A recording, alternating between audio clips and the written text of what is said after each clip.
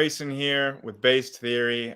Today we're going to be having a discussion slash debate, an informal one with I don't know, you've been on the channel before, A's Philosophy, in open mics, but this is the first time that we've done a one-on-one conversation. So, yeah, why don't you maybe introduce what you wanted to talk about today? And yeah, is it best for me to call you A's?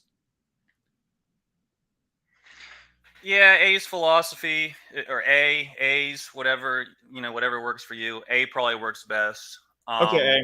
So what did you want to talk about today? I mean, my understanding of it was that you disagree with the notion that mankind releasing greenhouse gases into the atmosphere is what is causing the current observed climate change. Is that an accurate assessment of where you stand? yeah, that's pretty accurate. So yeah, I was watching your conversation yesterday with Snake was right, Yeah, everyone go and check that out if you haven't yet. yeah, that was an interesting conversation for sure. I enjoyed it, but one of the points that was being brought up was about how should governments respond to climate change, and hmm that was one area where you two were in agreement Yep. that climate change, and specifically whenever I say climate change, that's shorthand for man-made climate change. Okay. um that climate change is an issue that you both agreed was a problem and that needs to be addressed, and steps need to be taken at a policy level to hmm tackle this issue. Agreed. And my opinion is that the entire climate change concept is nonsense. The idea that humans are their activities are changing the Earth's climate is not scientific for a number of reasons, and it's really just, in my opinion, a psychological manipulation tactic that is put out there by Well, politicians and the okay, media. before we get out Okay, into yeah. aspects about that, I want you to maybe give some reasons why you think that this is not scientific. Maybe we can focus maybe on that before we get to maybe reasons why you think all this is going on and why the politicians are doing that. Maybe we could just drill down on why you think that climate, like human caused climate change, is not supported by the scientific evidence, because I would say it absolutely is, and the evidence is like super super strong for that. Okay, yeah. Well, first of all, I think that for a concept to be scientific, it must be unfalsifiable. And I think You mean that, falsifiable? say that again. I didn't hear you. I think you might have just misspoken. I think you meant falsifiable. Yes, you're right. Yes, Yeah. a scientific concept must be falsifiable. Thank Yes. you for correcting me. And I guess what I was going to say, and why I slipped up, was I don't think that climate change is falsifiable. It's unfalsifiable because the claims being made cannot be compared against a control to see that what they're pointing to as actual evidence of climate change is being caused by human activity. So So there's can I give okay, you just a quick example of what I think is the scientific method at play with climate change? Specifically, I mentioned it to you last night with stratospheric cooling. So, in particular, stratospheric cooling was a prediction that if climate change is being caused by excess greenhouse gases in the atmosphere, scientists in the 60s predicted, they said, if that is the case, then what we would expect is actually the stratosphere, which is above like the lower atmosphere. It's like the really, really high upper atmosphere layers. They predicted that the stratosphere should actually be cooling. And that was a falsifiable prediction that they made. And then decades later, we actually got the technology to where we could measure the temperature in the stratosphere, and we observed that it actually was cooling. So to me, that is the scientific method to a T. We made a testable, falsifiable prediction that was verified by the data. yeah, they could have made that prediction, and I honestly had never heard that they made such a prediction. Everything that I understand, the stratosphere is higher up than the part of the atmosphere in which humans live. But my everything I had heard was that greenhouse gases were going to warm the atmosphere because they trap sunlight. So I never heard anything about any part of the atmosphere cooling. Now I might be wrong about that, and I'd be willing to see where these predictions were made and who was saying them Yeah. and their reasoning. But I do know that in that time frame in the 60s and 70s that the entire earth was going to cool due to human activities.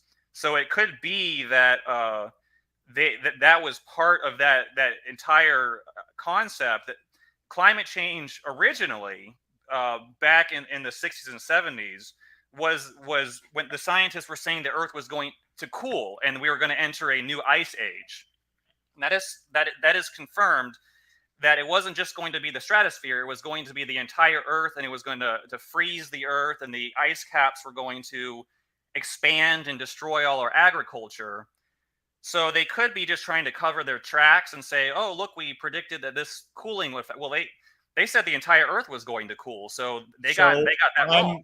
I'm skeptical of this narrative that you're constructing, that the consensus was that the earth was going to be cooling, especially since, from my understanding of the history, the first scientist who proposed that greenhouse gases like carbon dioxide released by fossil fuel burning would lead to a warming of the atmosphere was done in the year 1900.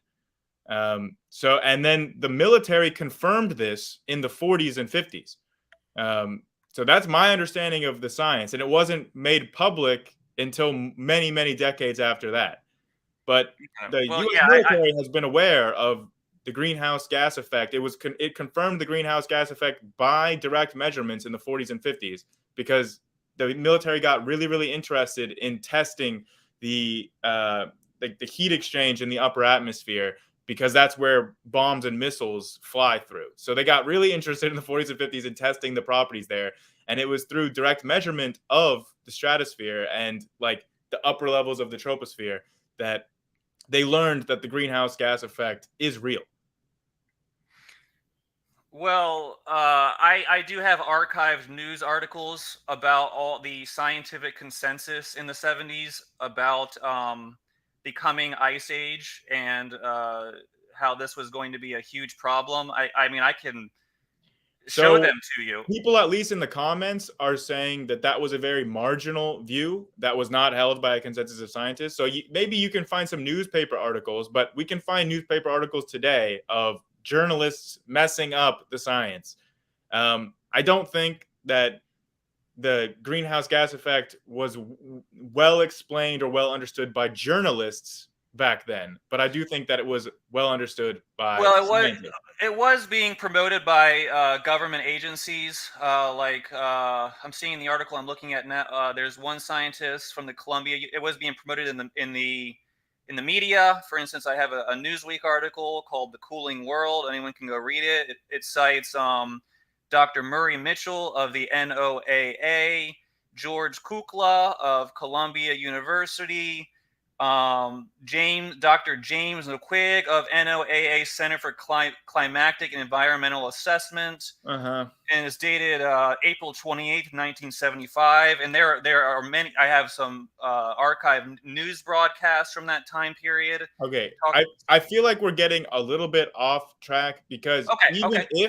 even if everything that you were saying was true, I don't think that that would ultimately make any difference in our conversation, whether or not science used to be wrong about their predictions. I don't think that that has any bearing on our current understanding.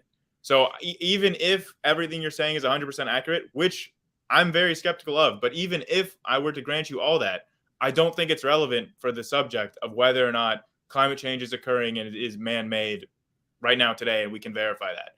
Well, I've here's the thing. Here's the problem. Climate change does happen. It is real. It's something that is constantly happening, whether or not humans do anything. And this is just pure logic. Like we know that about 10,000 years ago there was a global ice age, and it ended it ended, and there was no human industrial revolution. The climate changed. It got much warmer in a relatively short period of time. There have actually been cycles in history, in recorded history, of many ice ages and many warmings. Yeah. So there's no doubt that, and these were, pre-industrial revolution, some of them. But you understand what the difference between that and the current observed climate change is, right? Because right now, our climate change is not corresponding with any Milankovitch cycles or any of the kinds of cycles that you're talking about that would be fueling any of those changes. Well, how do we know that? That's the question. Because we can observe Milankovitch cycles, we understand them quite well, and we can observe that they cannot explain the current change because, like, they form patterns, right? You can predict Milankovitch cycles. Right now, our warming is not predicted by those cycles. And the thing is if it was a natural thing, like maybe it's a change in the sun and maybe we're receiving more heat from the sun, but stratospheric cooling rules that out. Any proposed mechanism that you could have to say that this is natural and not man-made needs to also explain stratospheric cooling, which was observed, I think, just a couple years ago, like, to be confirmed that it is happening. And that was a confirmed, tested prediction of the greenhouse gas climate change model. I actually fundamentally disagree. I think that the everything I've heard from since I've ever heard of this is that the greenhouse gases were going to trap the sun's energy and thus warm the entire Earth. I never heard them say that, well, part of the atmosphere is going to get cooler and part of it's going to get hotter. How do you? So do you think that because from a thermodynamic perspective, are you trying to argue that because you personally had not heard of it, that therefore it never happened? Because you're not a climate scientist. You're not actually reading climate science papers, are you? Well, it's like I said, it's logic that if the lower part of, how can the lower part of the atmosphere warm, and then the upper part of the atmosphere cool when there's thermodynamic exchanges between the two at all times? It doesn't make sense. This is just logic. Wait, okay. So you're familiar with the fact that there are different layers in the atmosphere that change temperature radically, right? The atmosphere is not in like some sort of thermal equilibrium where it's all the same temperature. You know that. So you think the increase in greenhouse gas is only going to trap the sun's energy in the lower part, while the upper parts of the atmosphere are going to get cooler? So this is how it actually works. Like the actual physics involved, okay? So we know, based on the absorption spectra of greenhouse gases like carbon dioxide, like water vapor, like methane, we know how these molecules work. We know that, molecules cannot just absorb any spectrum of radiation. They only absorb within a certain band. So CO2, H2O, methane, these greenhouse gases are really good at absorbing infrared radiation, which is like heat energy. So none of that absorption is really important in the lower atmosphere. All of the important stuff for affecting the Earth's climate all happens in the upper atmosphere, because eventually that thermal energy, the concentration of these gases becomes so low once you start going so high, like a few kilometers up in the atmosphere. The concentration becomes so low that it no longer is absorbing that heat energy, and the heat energy just radiates into space. So that level, where that level is occurring, at what temperature that level is occurring at, that's what determines the climate. And when you have more greenhouse gases, what happens is that level where that occurs goes up in altitude. So when it goes up in altitude, because of the way that the atmosphere works, the temperature gets lower. So if you're radiating out that thermal energy at an average lower temperature now, that means in order to compensate so that the energy in equals the energy out and you have conservation of energy, that means that the temperature in the lower atmosphere will thus increase. That's the physics going on with the greenhouse gas effect, and why more CO2 in the atmosphere leads to a higher temperature on Earth's surface and the lower atmosphere.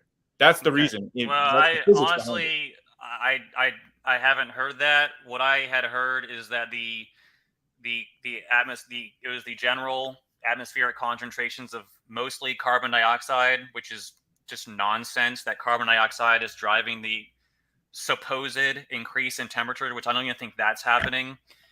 But You don't think that the temperature is increasing? I thought you said that climate change is happening. Climate change is happening, but like I said, in the 70s it was going down, and then in the 80s it changed, and they were like, oh, we got to change our story now, and then it started to go up, and then there was a long pause in the 2000s, and that's when they changed it from global warming to climate change, because climate change covers everything that could possibly happen, so that they can't get it wrong again.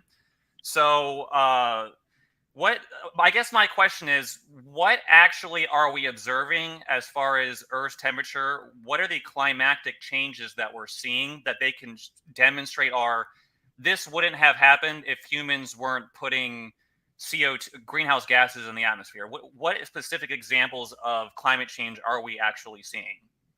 Well, you're familiar with the fact that like global data suggests that the Earth is getting hotter on average, right? I mean, No, I'm not. I've seen last I've seen the temperatures are like where I mean, I'm not saying where I live is necessarily representative of the whole at all, but we've had a very normal summer. I know that in the Southwest United States it's been hotter than normal, but yeah, not like it's not like temperatures they've never seen before. Like I know Phoenix had like a month of over 110. yeah, that's never been seen before. Well, that's never been seen before, but the previous record was like 20. It's like went from 26 days to like 30 some days. So it's not like Phoenix has never seen a string of 100, and it's not like 1 year is climate. So next year we'll see what happens. It probably won't happen next year. It'll go back to whatever it normally was, which is still very hot, but Yeah, because next year the La Nina is a different stage in the La Nina cycle. These things are not measured 1 year compared to right. the So next whatever year. happens, so if it goes up, you'll say it's global warming. If it doesn't, you'll say it's La Nina. No, They can just it's a make trend. It's things a up. multi-decade trend. You have to look on Right. the span of decades globally. And I don't That's think that there's everything I'm seeing is they point to singular weather events, or weather events that Can you see my screen right now? This is global average surface temperature by year. So this is all the way back from 1880 to 2020. Do you notice any trends in this data? I know. I honestly I don't trust the temperature data from the 1800s and the early 1900s. I don't think the equipment.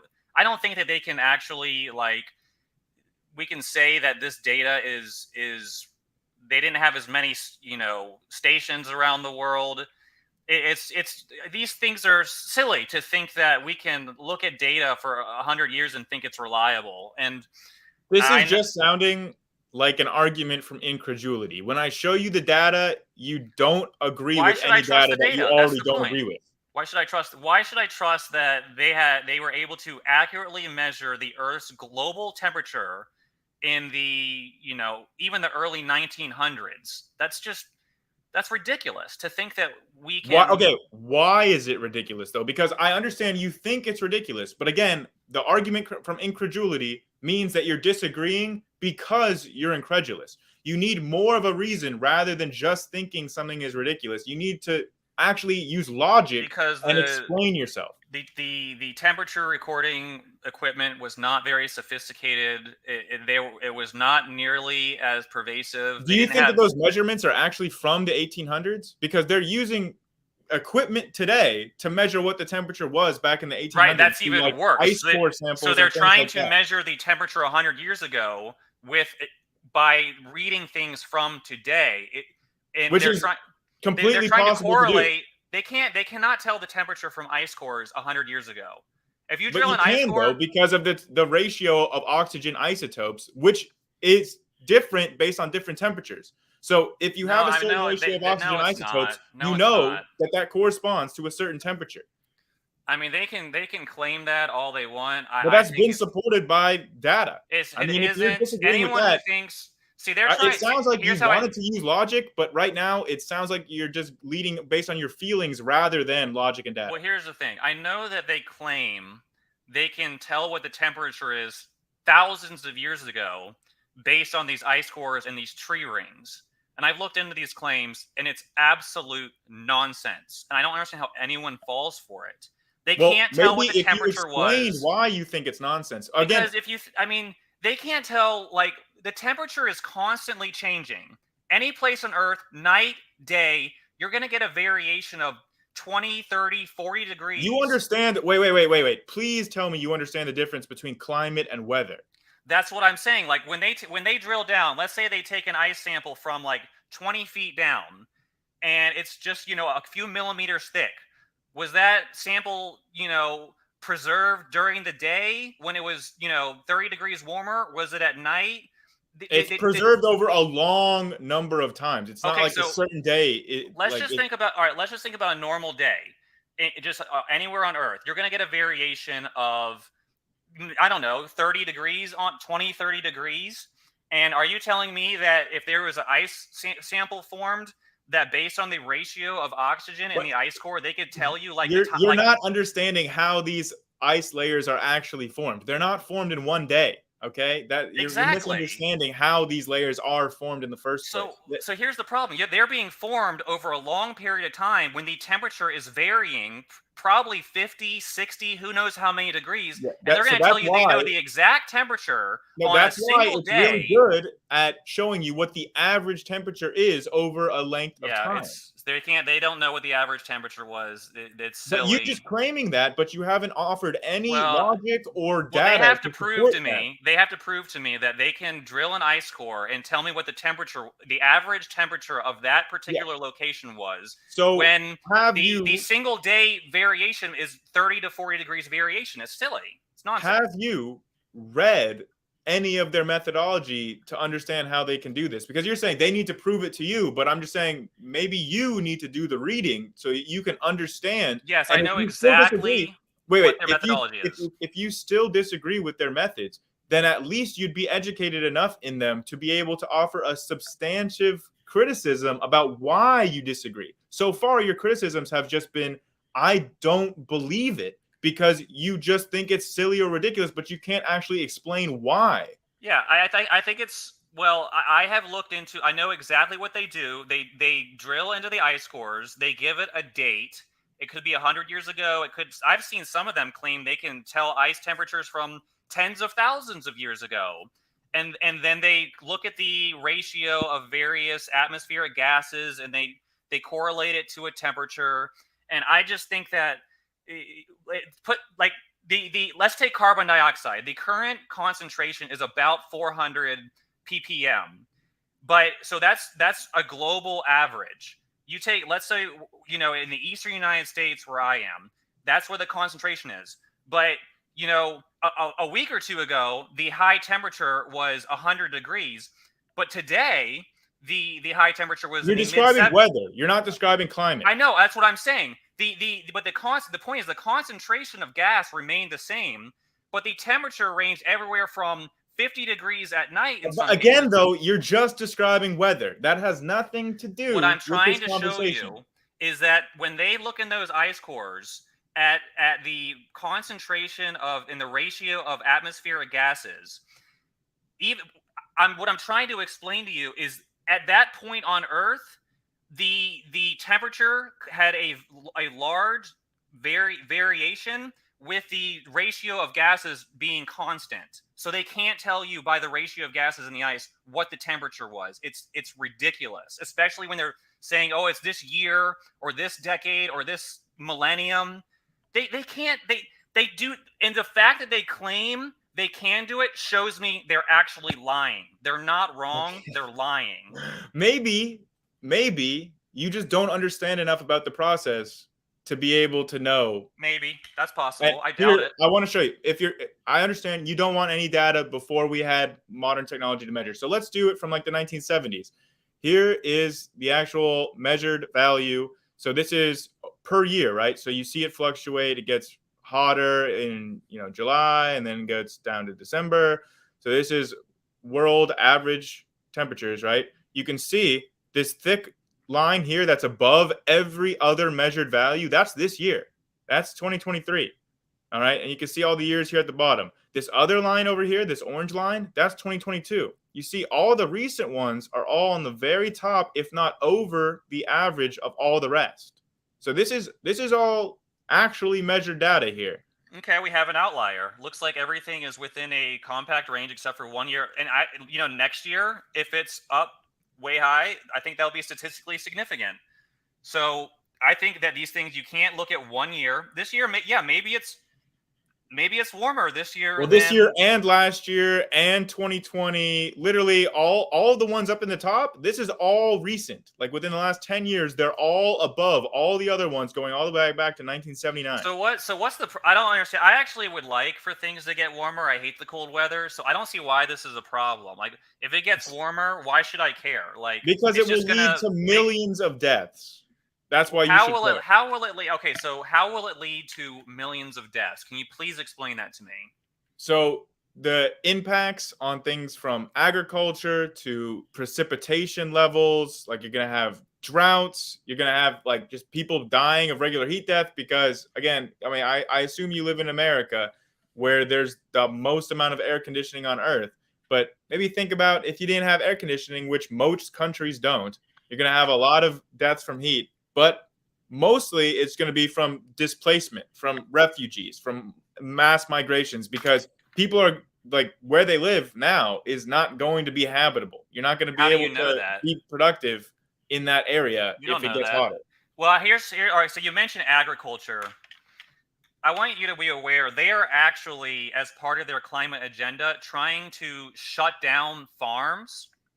Like if you look at what's going on in Holland right now, they're actually closing down thousands of farms to fight climate change. In Ireland, they're going to slaughter literally hundreds of thousands of cattle because of the cow farts. Yeah, because of the cows farting is somehow going to warm up the atmosphere, which is Do you understand the physics behind that? Because I can explain to you. There have been cows farting for millions of years. Dinosaurs, we have giant whales, we have herds. Do you understand how many more cows are on Earth today than at any other point in the past? Here's the thing. You said agriculture. Yeah. They are actually destroying agriculture industry to fight climate change. So yeah, food production is going to shut down. They're actually going to shut down farms, literally, to fight climate change. And then they claim that they're worried about agricultural production. This is silly. They're going to kill all the cows, and they're going to say, oh, there's no, climate change is killing all the food. Then they're actually going to kill it themselves to fight climate change. This is how stupid these people are. Well, I agree that what you just described is very stupid, but I disagree that that is a reflection of what's going on in reality. I think that that's just sort of something you've heard and are straw manning. Do you think if we vote, if we get the right politicians in place, like there won't be droughts anymore, there won't be hurricanes? Is that really what you think? No, I think that that's a straw man of the position. I think we need. Well, you said there's going to be droughts. There have been droughts since beginning of recorded history. So what makes you think there won't be droughts going forward? It's about frequency and severity. It's not about getting rid of droughts in its entirety. Okay, so there will still be droughts. There will still be all these bad weather events, but there's just going to be more of them, I guess. Yeah, obviously.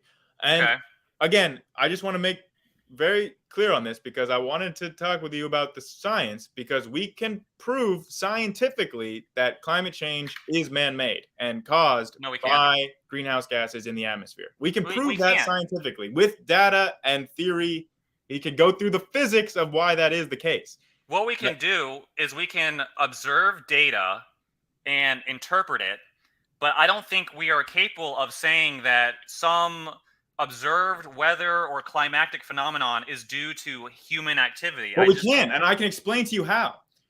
Do you know what an infrared spectrum is? So, like, if I were to measure the heat coming from an object, you could then tell, like, what the spectrum of that heat is, like what the wavelengths of heat that object is giving out, okay? And satellites can do that for the Earth. They can measure what is the spectrum of the heat that is being radiated by the Earth into space, okay? So you know that the Earth regularly, every day, is radiating a ton of heat out into space. We can actually observe that, and we can look at the spectrum of that heat, and we can watch how it changes over time. And the change that we have observed in the spectrum exactly correlates to what the change should be if the excess heat is being caused by CO2 and greenhouse gases. Like, this is actually, like, you can look at the data, you can see how would this spectrum be changed if there was more CO2 contributing more heat. And then we look at it, and that is what we see. It is demonstrated empirically. I don't believe that's true, because I know that carbon dioxide is a very trace atmospheric gas. It makes up let me ask you, do you know what percent of the Earth's atmosphere is made up of carbon dioxide? It's on the scale, I mean, you said 400 parts per million. That means So there's what is that as a 400 percentage? CO2 molecules per million molecules. Yeah, so if you were to express it as a percentage, what would it be?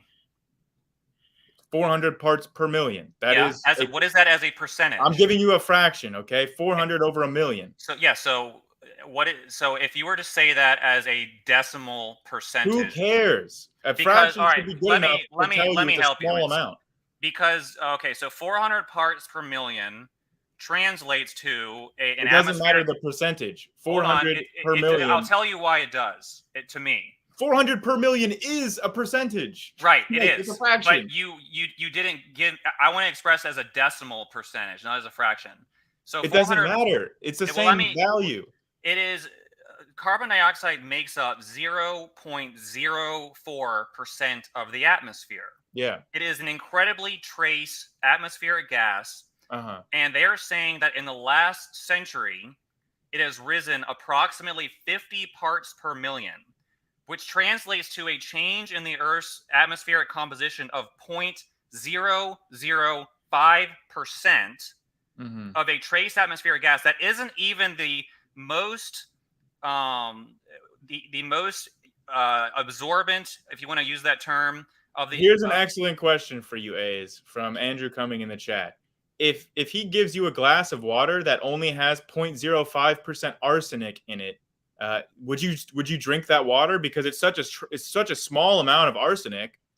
Not in that, obviously not in that context, but we have to look at the forcing values and the impact, the actual impact of these of these various.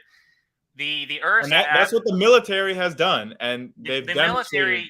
The amount of carbon dioxide that we would have to put in the atmosphere is way more. Like, I'll tell you what the calculation is. It's calculated. We can go through the math on this. If you double the amount of CO2, what that causes is an amount of warming for the Earth's lower atmosphere between 1.5 degrees and 4 degrees for a doubling of the amount of CO2.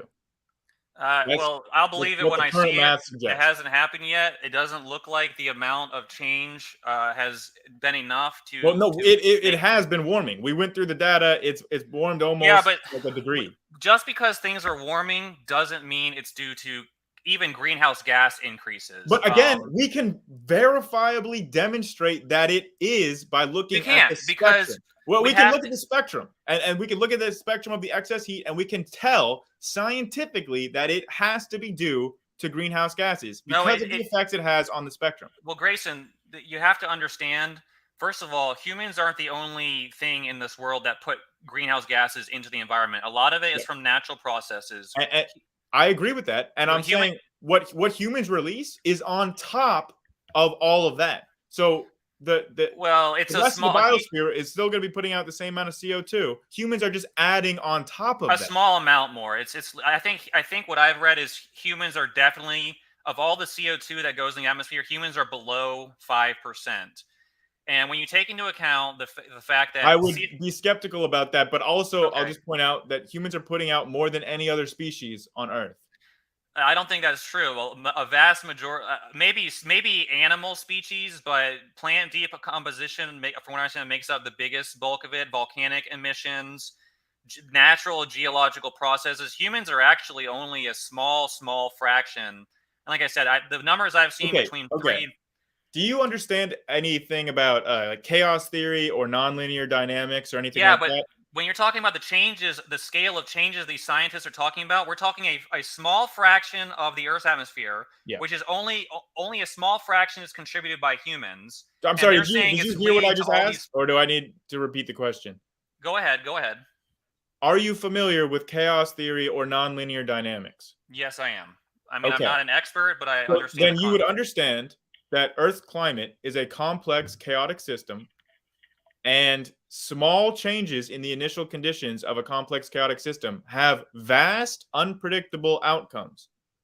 So just a small change, like you in a complex, chaotic system, you could literally change one part in 100 billion, and you could get a totally different outcome. That's nonlinear dynamics at work. Okay. So Yeah, I I'm don't. saying mathematically, what you're saying does not hold water.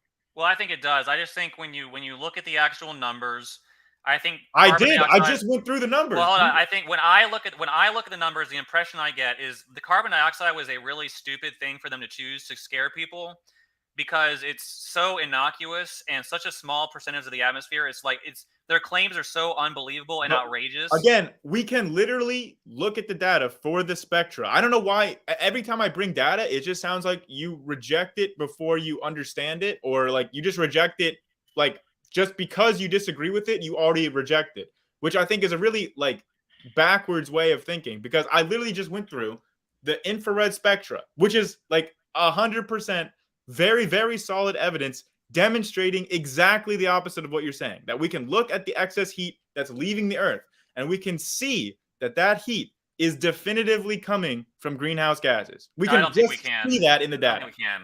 I think we But can take why do this. you think we can't? The Why? satellites can look down and they can somewhat accurately read the temperature. They can't like get it, point We're one not dec. talking about temperature here. We're talking about spectra.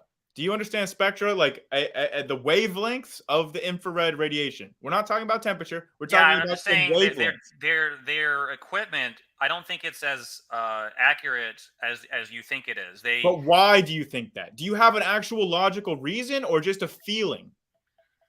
because it's just it's common sense that But common sense that you think it's common sense that we can't take an IR spectrum? yeah, you're taking a satellite that's above the Earth's atmosphere, looking down and thinking that you can you know accurately read these microscopic emissions coming from miles away and how much it is.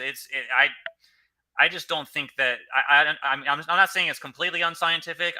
You, I you think that know that we can take spectra from the radiation from stars, like hundreds of billions of miles away. We can do yeah, I that. mean, I know they make those. They can do that, but I Ace think they're philosophy. I just got to ask you, man, because I have taken spectroscopy courses before. Do you have any experience with any spectroscopy? Have you ever? yeah, I'm not someone who studies spectroscopy, but I know kind of the underlying that when the photon is emitted, it's emitted at a certain wave frequency, and it travels through space, and they can tell the element that's emitted it, and Yeah. the energy, uh, how much energy it has, and things like that, and they can tell the composition of the star and And things. And so that is how we know for a fact that the excess amount of heat that has been radiated by the Earth, we know it's coming from greenhouse gases because we can literally look at the spectra and see it. I don't. I honestly, I just don't think that they can do that. I But don't think why do you that not think so? I mean, you said it's because common sense, but again, how have you developed common sense about IR spectra if you've never had any experience with it? it's just it's not. Honestly, there probably is more heat coming out of the Earth. I don't. I mean, maybe there is, but here's my main point. It's like I said earlier. To say that they can accurately say, well, it's exactly what we predicted. I don't think they can, because I know that their predictions have been failing. I Well, know that they predicted certain things would happen since that's like not true, actually. There was just a systematic review put out of looking at between like I think it was the 60s and the 80s, looking at all of the different climate change predictions that had been made, like the actual quantifiable numeric predictions, and trying to see how that panned out within the few decades. And they found that it was pretty accurate overall. And you no, could look they at they those got numbers yourself. their predictions have failed so miserably. But Like that's not true, though. it is Like that's because, just like I said, patently, and the numbers bear that out that that's not true. well, all right. Let's just be aware. As late as the late 70s, they were claiming there was going to be a global Earth ice age. I don't. Who's they? Is they like I just five showed. I just scientists, told or you is it they was the government consensus? officials. Then in the 90s, they changed it to global warming, and that was Al Gore and Inconvenient No, Truth. none And of they this made. is true. They said that snow was coming to an end. The global ice caps were going to melt Okay, by the so late I think the 2000s. problem here is that you keep getting scientists confused with journalists and politicians. We're talking Well, about they're scientists here, okay? yes, And they made predictions that people like Al Gore and John Kerry and Bill Gates and all these billionaire global elites were repeating. They were pointing, oh, this scientist says this, and he says the polar ice caps are going but to melt there by was the year. never a consensus. It was a consensus. They were That's no, saying wait. Why do you think it was a consensus? Do you have a because reason to think that, or is that something that well, you this just is what said the because this you is think that what it? the politicians were all claiming that by the year, like by now, the polar ice caps would have melted and flooded all these major cities and killed everyone, and that I has don't think that clearly that was not. ever a prediction for that Yes, to it was. happen by now. Yes, and when I was in the 90s, when I first started hearing about global warming, Can before I they ask you a real quick question? Real quick question. What do you think has a higher probability that you are misremembering things from the 90s because you're not a climate scientist and you weren't actually reading the climate papers? You were imbibing this passively from what you remember go from the news cycle about Al Gore or whatever. go watch Inconvenient Truth and look at all the predictions that were made. They all But failed. They were that is all not a scientific document. but it was influential, and he did base it on scientific claims. Yes, the scientists were claiming, the scientific consensus But you was that didn't read any of the scientists, right? You watched Al Gore.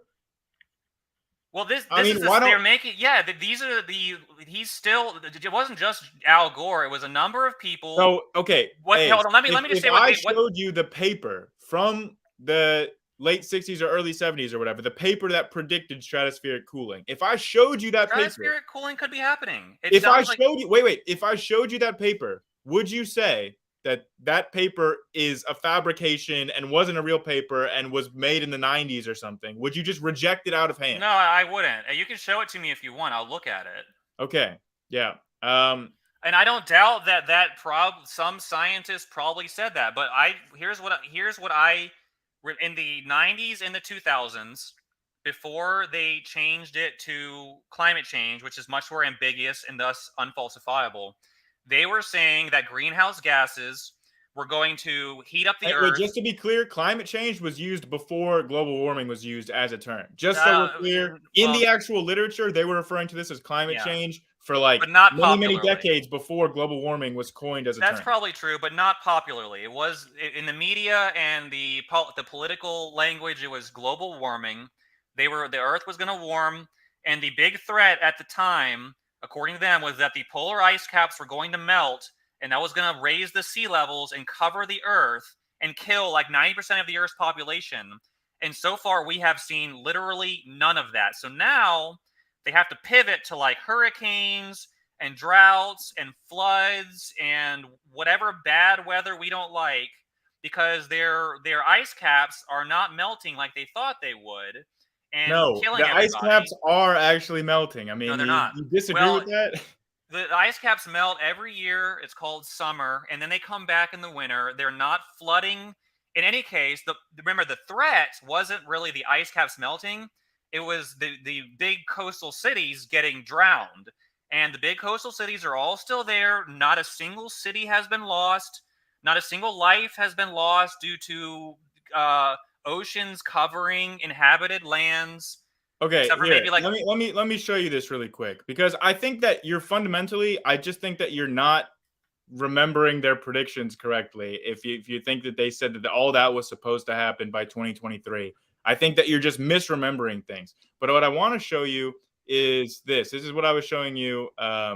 So as you can see here, sorry, let me just go back to it. Okay, so these were the red here is the actual observed temperatures. Okay, and this is the predictions, right? This is an ensemble spread of the predictions. This blue here. So this is what like they looked at every prediction that was made by climate scientist literature and they combined them all into this data. And so then here is the point where it starts to become a forecast, okay, rather than just a hindcast. So this is the part where the models were predicting the future.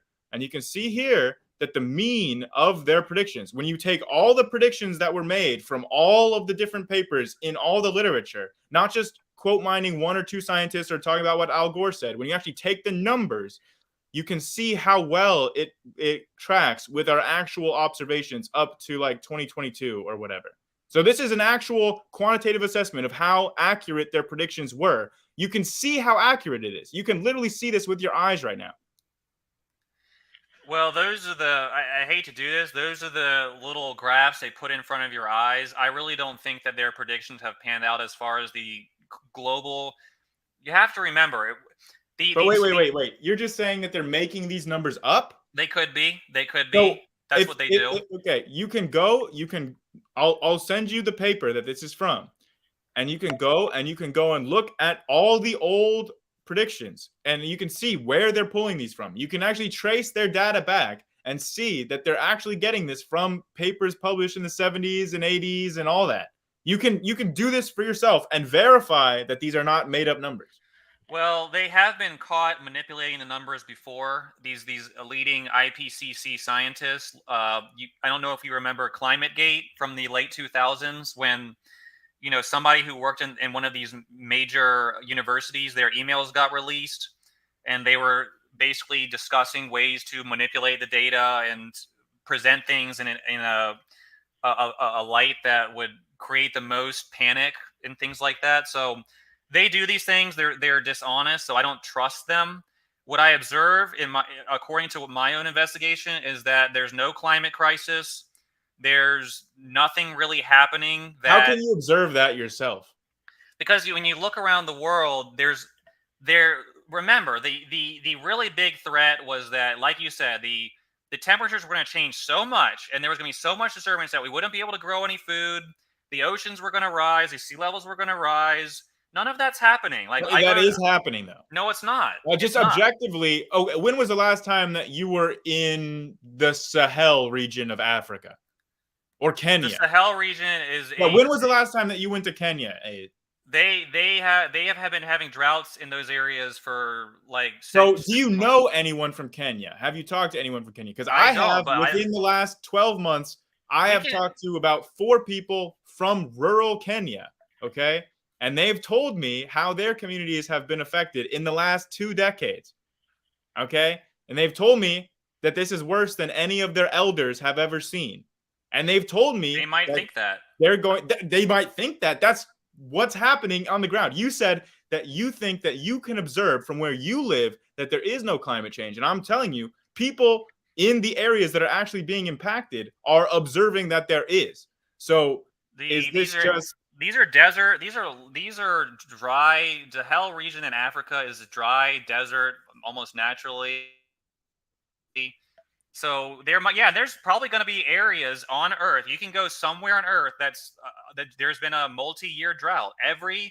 I'm sure every single year on Earth, there's several places that you can look that but that's why we have to look globally. That's why we have to combine every area on Earth for our analysis. Right, and when we do that, it looks like it's the same old story. But it's not. Somebody's getting lucky and somebody's getting screwed. It's much hotter than any time before. I don't think it's much hotter. It's not. It's certainly not. Are you familiar where I live? That the month of July, this last July, was the hottest year or the hottest month ever recorded in human history? Are you aware of that fact? They can claim that all they want. I don't think it's. I just don't think it's true. So it just sounds to me like you're in denial. I'm not in denial. But that's what it sounds like. Is that every time somebody presents you actual evidence against your position, you just deny it. If the Earth gets warmer, you realize if the Earth gets warmer, that'll actually benefit a lot of humans. It'll actually make things better for us. So I'm not worried about not as a whole. Yeah, it will, because it will increase the arable land. It will increase the habitable zones. Yes, it will. If cold weather inhibits plant growth, so the warmer it is.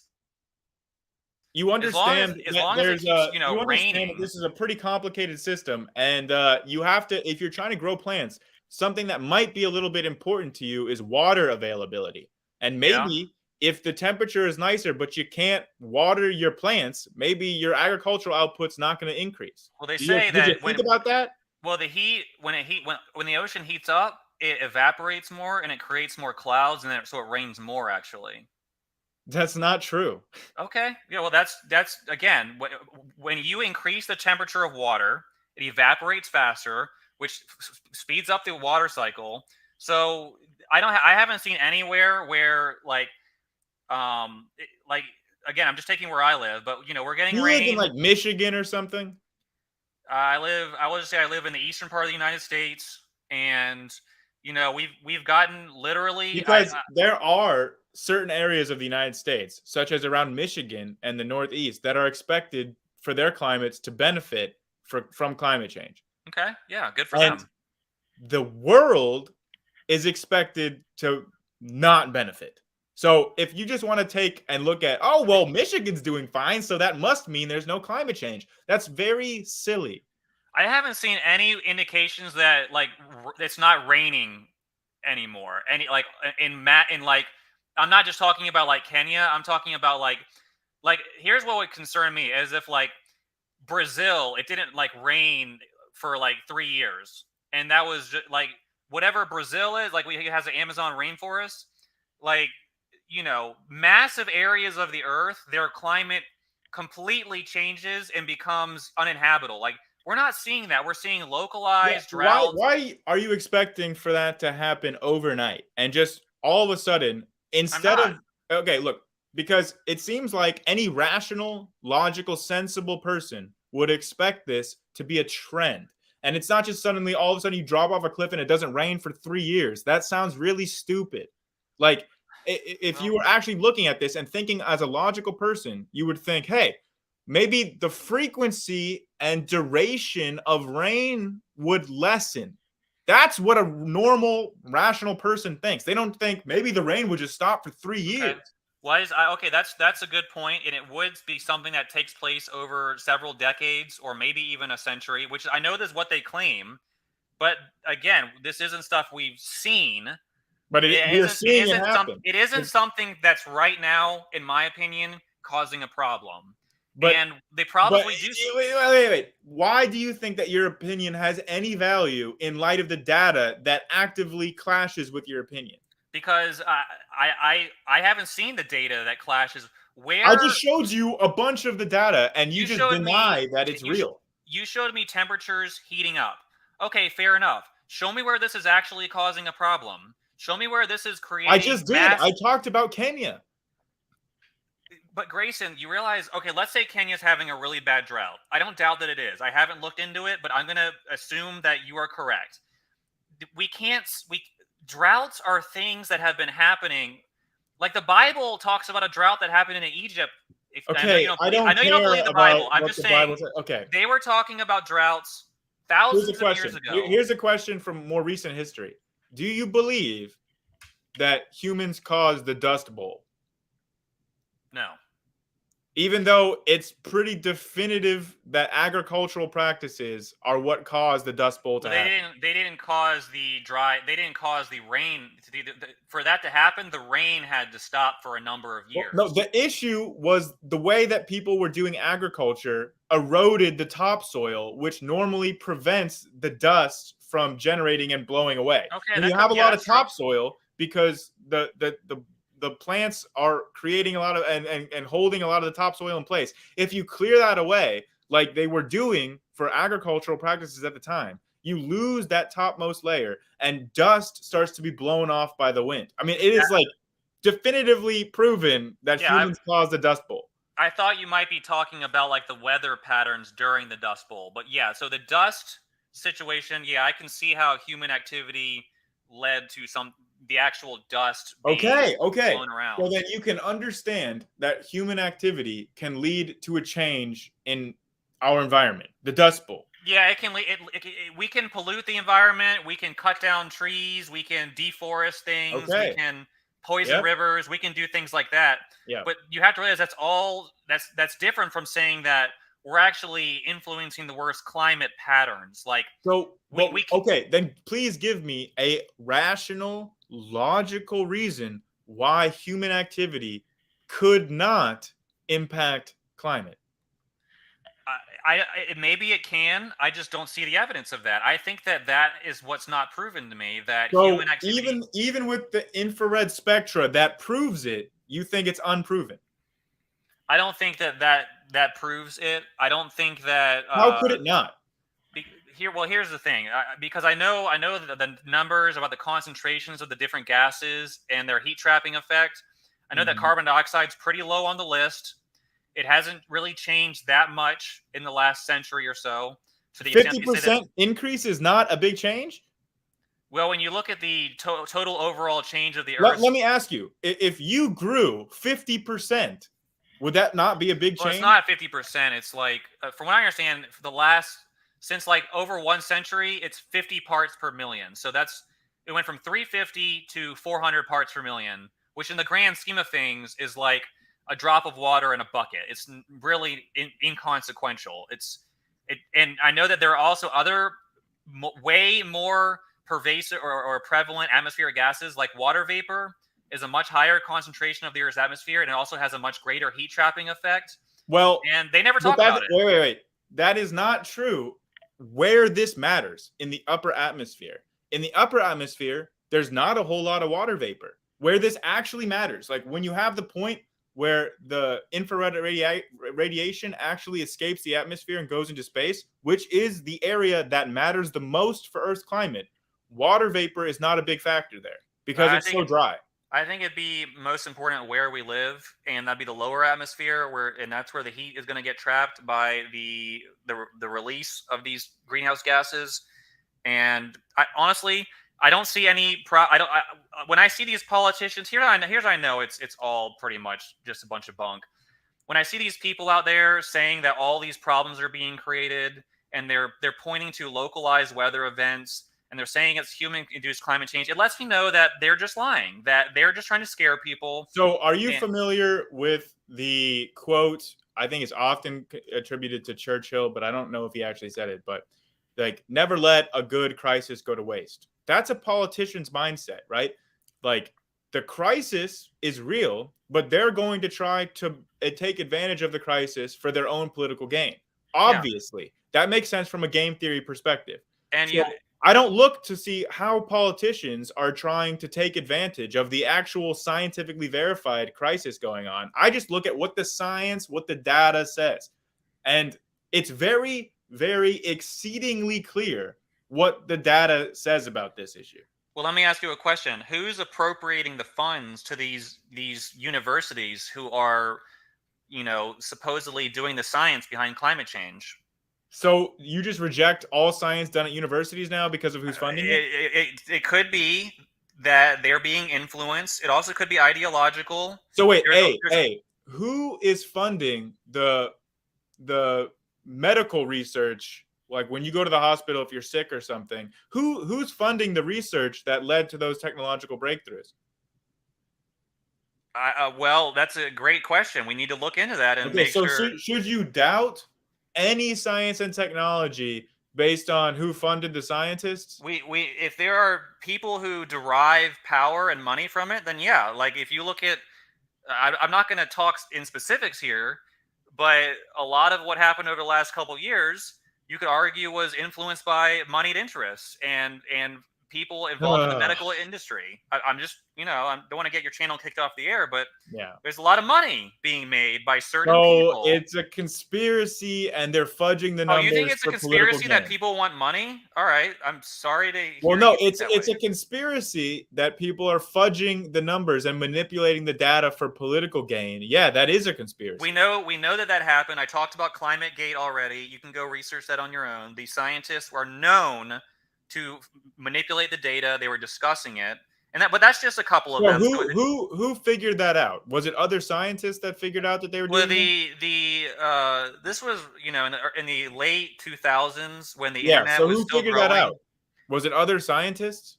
Yeah, somebody released. Okay. So then peer review and like the process by which scientists replicate each other's results then showed that those were not accurate. So then clearly, if the data was not accurate, the other scientists would be saying that. No, well, they were openly caught discussing ways to manipulate data. There's no way Okay, around it. here's a better question then. Think about America's enemies, right? Like China, for example. Uh-huh. If the Chinese scientists figured out that the American and the Western scientists and the government were all making this global warming thing up, don't you think that China would have a huge potential benefit for sharing that with the rest of the world and getting our allies to move away from us towards China's orbit because No. China showed that we were all lying to them? China wants the United States and Europe shutting down their economies due to climate change. They want. But why would China do that too? Because China is taking steps. I mean, they're the ones driving the Paris Climate Accords after the U.S. dropped out. They're the ones that are like. Yeah, because they want to be more powerful than we are. They want us shutting down our farms, killing all our cows, so then we have to buy. But if they did want to be more powerful than us, then they should reject climate change, right? No, if what you're saying is true and that the data is not accurate, China should know that for a fact because they have their own independent. Yeah, China's behind the lies. China's behind the lies. They are. They want the West to believe in climate change because. So then what about Russia? Russia would definitely have an interest, since most of their money comes from selling oil. They would definitely have an interest in rejecting climate change science and showing it scientifically. They would have a definitive geopolitical interest in doing that, and yet they have not been able to. Let me tell you how this works, Grayson. China and Russia sign on to all the climate accords, and then they do nothing while Western countries stupidly take all these self-destructive actions, and they profit while always signed on the dotted line. So you think that China has not hindered their economy at all? No, in the pursuit China of doesn't care. regulation? China doesn't care at all about any climate accord. They're not going to do anything. They will play along and act like they're behind the climate change agenda. And they'll laugh. And how do you know this, by the way? How do you know this? Because this is what they're doing. They are not. Oh wait, you know this because this is what they're doing. How do you know that's what they're doing? Because they're smarter than we are. They don't. How do you know into that? this crap. They know it's How do you a know lie. these things, eh? Because they're the ones we buy all our stuff from them because they have all the factories. They're producing all these cars, all these electric batteries. We're buying all the electric tool equipment from them. The mines are in China. The production. How much experience do you have living in China or knowing anyone who lives in China? Look at the location. Let's just take the electric car industry. Do you realize how much of the equipment is sourced from China and Chinese factories and Chinese lithium and what's the other material they need for batteries? These battery or carbon Lithium. something, I can't remember what it is. Lithium. But the giant mines over there, which are, by the way, harvested by gas, diesel-fueled equipment, are being shipped to the United States, and we're buying it from them because we're shutting down all of our car factories and buying everything from China. You don't think China's laughing at us because we're self-destructing and shutting down farms and killing our own cows? And well, we're not. None of that is happening. I mean, that's a fantasy of yours. No, go look in Ireland. They are. I mean, I'm aware of the numbers, and none of that is happening. What you just described is like a fantasy world. Well, no, it isn't because they are. Well, how do you know it isn't? Because they're talking about how cow farts are heating up the earth. Do you understand? Wait. I can actually explain this to you on a physics level. Okay, we could go through the actual electron orbitals of methane. All right, so let's kill the cows, right? I could demonstrate to you that physically it has a hugely larger impact on climate than stuff like CO2. So yeah, we could prove that with physics. So all right, so what do you want to do? Let's kill the cows, right? We need less cows, right? No, I'm just trying to tell you the scientific basis that this is happening. What's the solution to all the cows farting? What are we going to do with them? Tell me what to do. There are numerous solutions that you could potentially do. Well, Ireland, let me tell you what Ireland is already. Ireland is going to kill hundreds of thousands of innocent, none of this matters. Harmless, helpless cows. Hey, none of this is pertinent to the conversation. Yes, the conversation is whether or not that is self-destruction. Hey, it's murder. Hey, listen. The conversation is whether or not we can prove that climate change is caused by human activities. The conversation is not what we should do with all the cows in Ireland. The conversation is whether or not there is scientific data to support the fact that humans' activities are causing climate change. That's the conversation, right? It is. Yeah, that's correct. So Okay. I haven't seen anything that they've pointed to where a weather event or some bad thing that's happening, the Earth may be warming. I yield that. It may be, maybe it's cooling in some places. I don't know, but even if it is warming in, globally, that I know that that could be a result of natural patterns, and it might go down again. And I know that carbon dioxide is not permanently in the atmosphere. The trees need it. Oh, by the way, we cut down trees to make way for the solar farms, by the way, which is silly, but Here, trees get I'd like to show you my screen again. So what you're looking at here is one of those spectra, like I was talking about. So here, let me go up here. So here is, like, you can see upgoing thermal radiation right here. This is in the infrared. So this is the heat, right? That's going up through the atmosphere. Okay. You can see where a lot of this heat is coming from. You can see the total absorption and scattering right here. You can see the contribution of water vapor. You can see the contribution of carbon dioxide, of all of the different gases right here. Like, you can actually see the numbers on these things. Like, this is actual data that we can be very precise about. You say that you just feel like we can't be precise about it, but you just, that's emotions. That's not data. That's not logical. Okay. You may be correct about this. I will admit this is an area, specific area I haven't looked into, but I doubt that the amount of carbon dioxide that we've put in the atmosphere is statistically significant. So here, this is how we know it is, because this area right here of like the total absorption and scattering, if it's from carbon dioxide, then we could tell if this increases, how should that affect the total absorption? We can calculate this precisely, what that effect should be.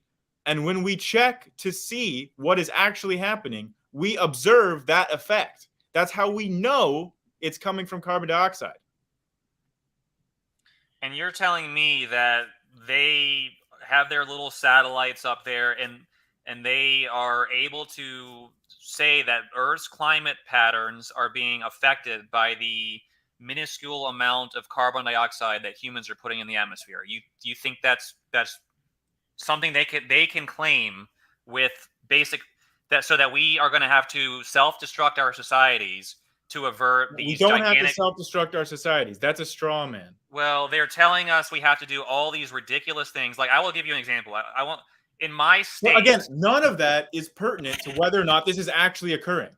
Okay, Like, so it doesn't matter. Like, I get that you don't like the prescriptions for how to solve this. I get that. But I'm just saying none of that actually matters to the discussion of whether or not it's happening. Like, just because you don't like the solutions to it doesn't change the veracity of whether or not it's happening. Is there anywhere you can point me that they I mean, I know you've shown me these spectrographic readings, that they can say that something that has already happened as far as adverse climactic reactions is due to human activity, or is it all things that's going to happen in the We can future? know that it's due to increased amount of greenhouse gases, which wouldn't be coming from anywhere else. What are they looking at? Activity.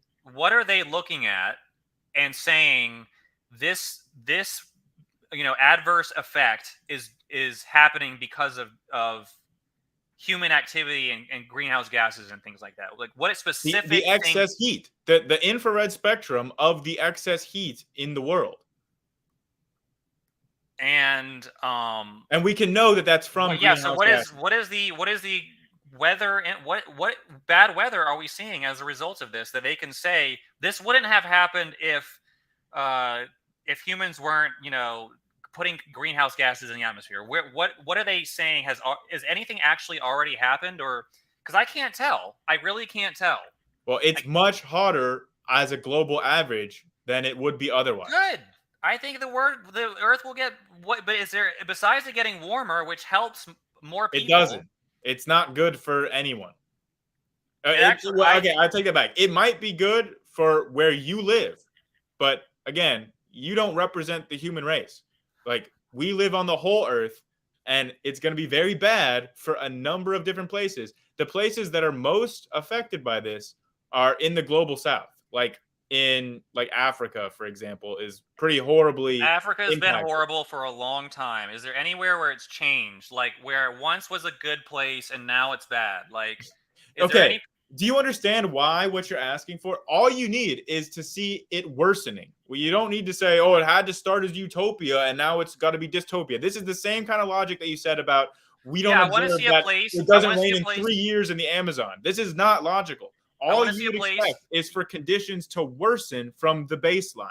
Okay. Is there any place where they can say things have gotten discernibly worse over the last decade or so due to human activity?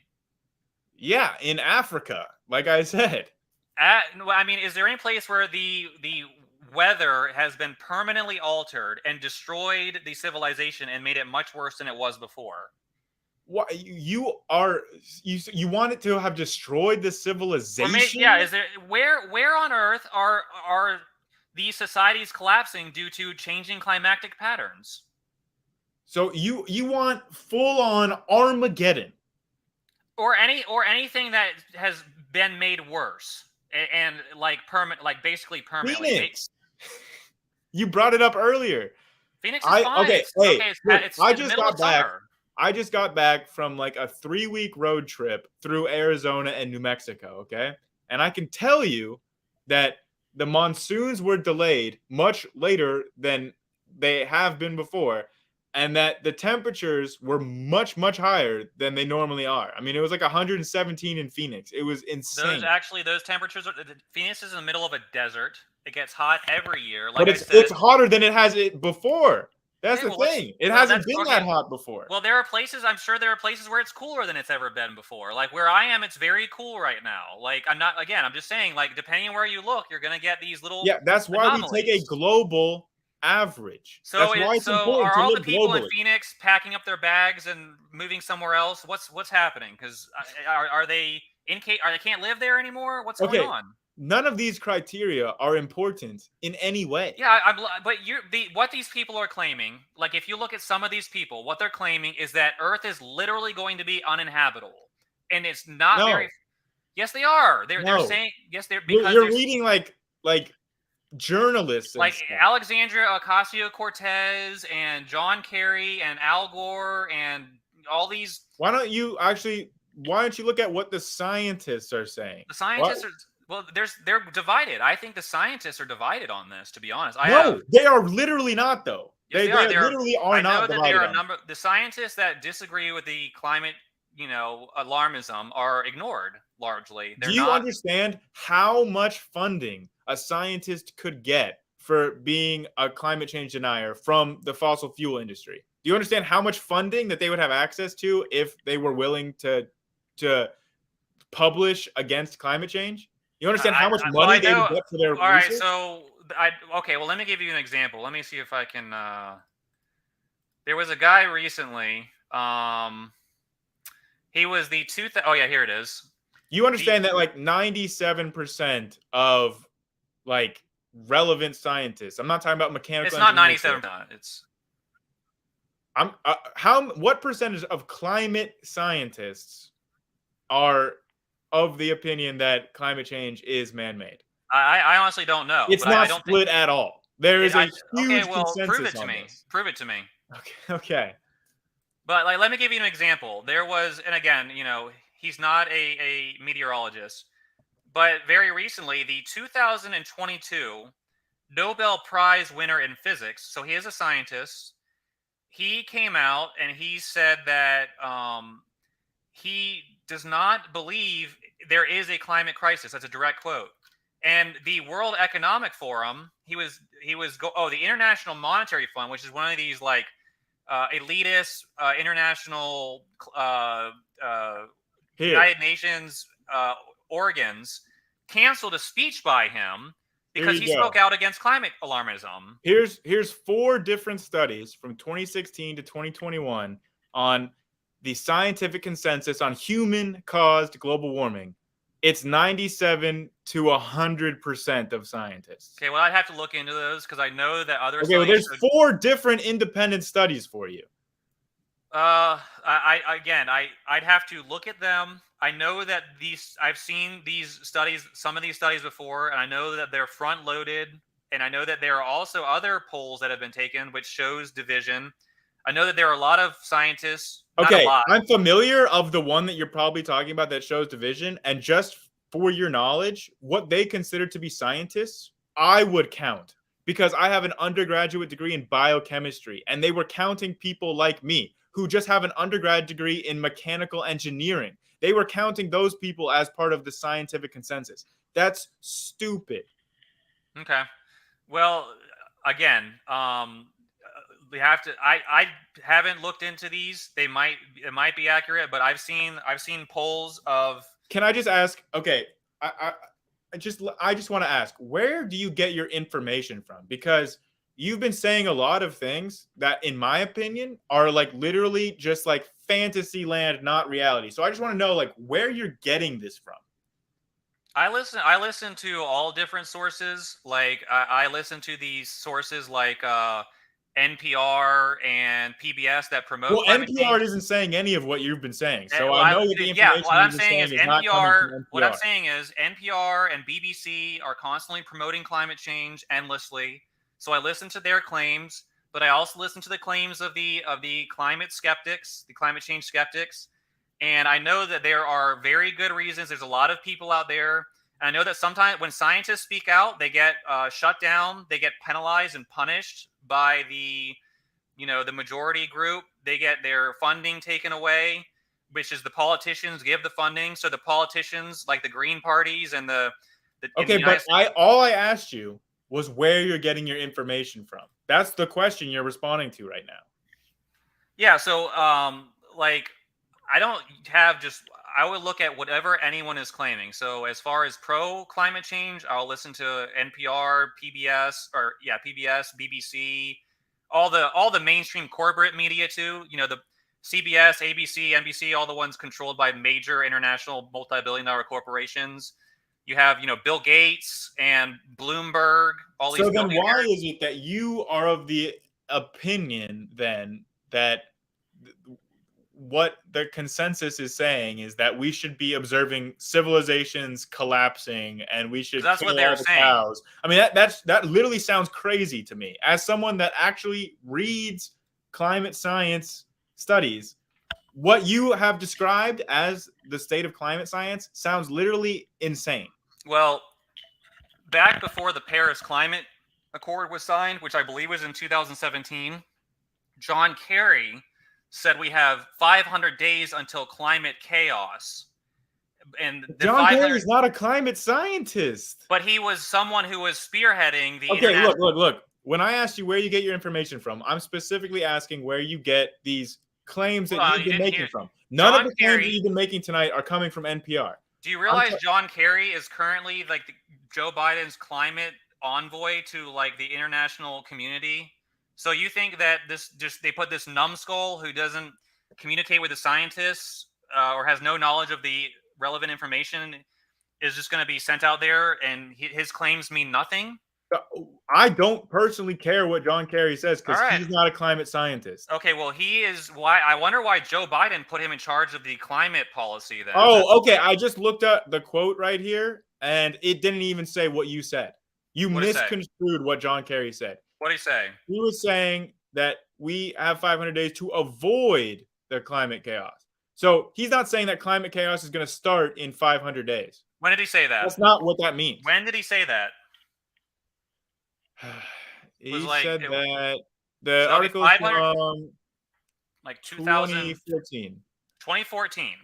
So he said we have 500 days to avoid climate chaos. So that period ended in 2017. And is the climate chaosing? Like, what's the chaos? He was talking about he was talking about in a specific region, I think. No, he was talking about the whole world. That was the lead up to the Paris Climate Accords in 2017. He went there. All the Oh scientists yeah, were there you there. go. Yeah, up to the climate. There you go. So yeah, that makes sense for him to say. I don't think that he's saying that climate chaos is going to be starting in 500 days. I think you're misunderstanding Okay, what so those words mean. they say these things. They say there's a climate crisis, and I don't see any. There's all these big Well, I've media shown figures. you all the data showing that it's way hotter than ever before in human history. It's not. It's not. But It I've depends. shown you the data, It, and you claim that this data cannot be accurate because but you there's don't nothing. believe it. What's the problem? What is the problem? What are we? You haven't shown me anything where this is having a negative impact. The only negative impacts are the policies of the climate people killing our No, cows and shutting down our farms. no, that's not accurate at all. Okay, where I want you have not provided me one instance of a negative thing happening anywhere in the world where there The was a Earth getting society hotter is not a and the negative climate thing. changed and things got worse. The What is Earth getting getting worse? hotter is not a negative thing to you. No, I think it'll make things way better. The winters are That's cold. stupid. That is a stupid thing to believe. Well, they know that more carbon dioxide leads to faster plant growth, which means more crop production. Okay, wait. More carbon dioxide leads to faster plant growth if there's a really, really, really important if here. Do you know what it is?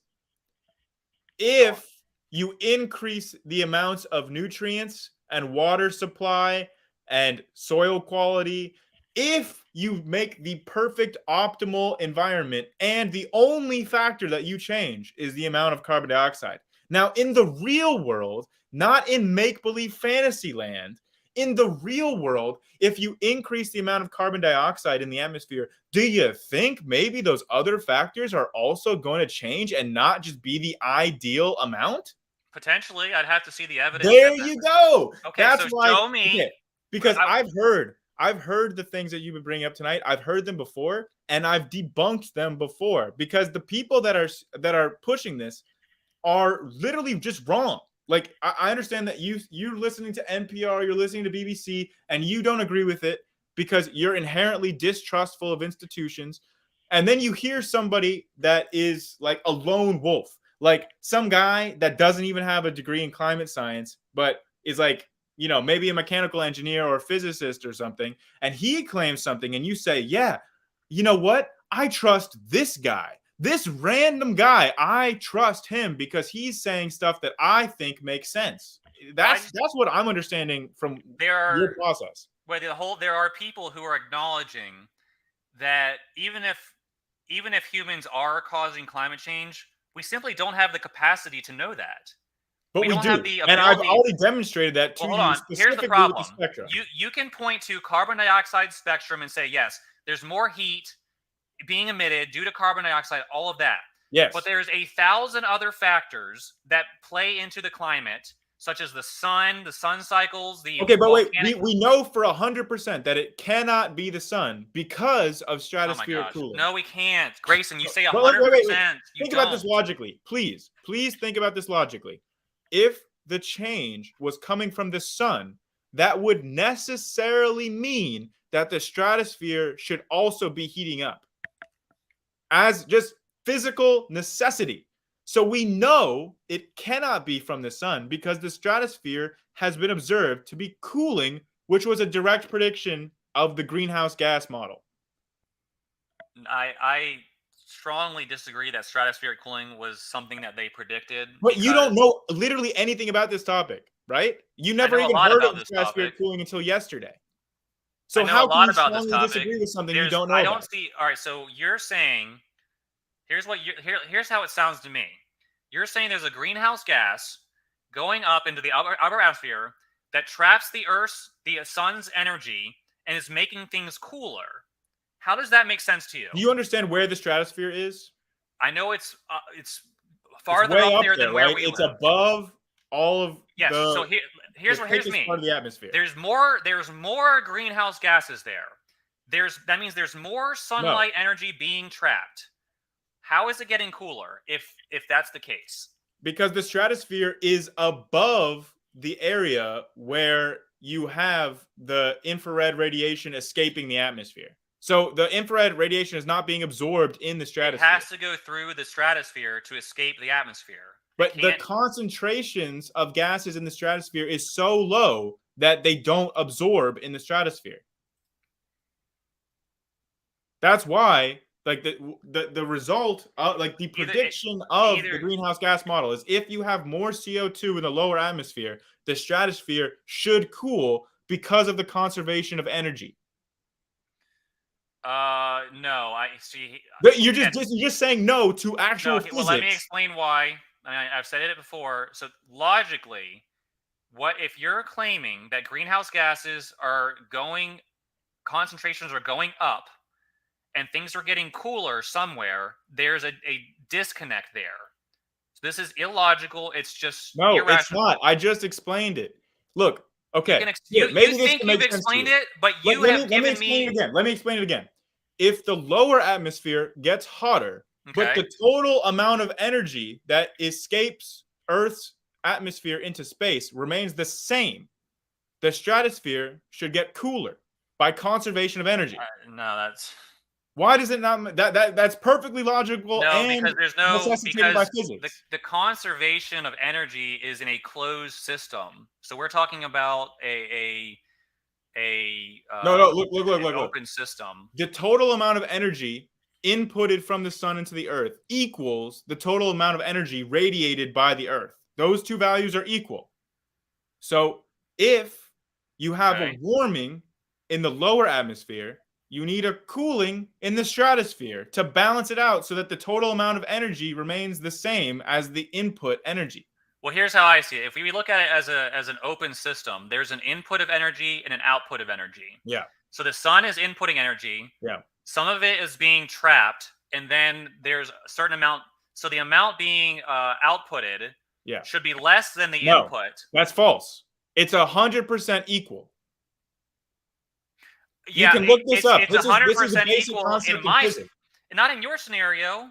No. This is a basic concept in physics that the total amount of energy that the sun inputs to the Earth is radiated. Exactly 100% the same amount is radiated by the Earth into space. I think that destroys your theory because it doesn't. It's literally a cornerstone of physics. Okay, well, it seems to me that more energy would need to be trapped. Because if it's all getting radiated, then there isn't an increase in energy, which is causing the temperature increase. Say that one more time. So what's causing the temperature increase is the increased amount of sunlight energy that's trapped. So if it's not. It's not really that simple. Really? Okay. Well, then what is it then? Because the energy is coming from the sun, so that's what's warming the Earth. The energy is coming from the sun, but the issue is that the altitude by which that energy is escaping from the Earth is higher than because of the increased amount of CO2. You've confused yourself. No, that was confirmed by the U.S. military in the 40s. All right. Well, you need to go back to I don't know what they confirmed exactly, but the problem, according to the climate change alarmists, is that there is an increased concentration of greenhouse gases. And this is trapping more of the sun's energy on the Earth and not allowing it to escape. No, that's a misunderstanding. That's not accurate. No, it's not. That's exactly what they claim. That is a misunderstanding. That's not accurate. And I will cite you a textbook that you can read to go over this, like the Planetary Climate by Pierre Humbert. And you can go and read the actual physics, the mathematical calculations for this.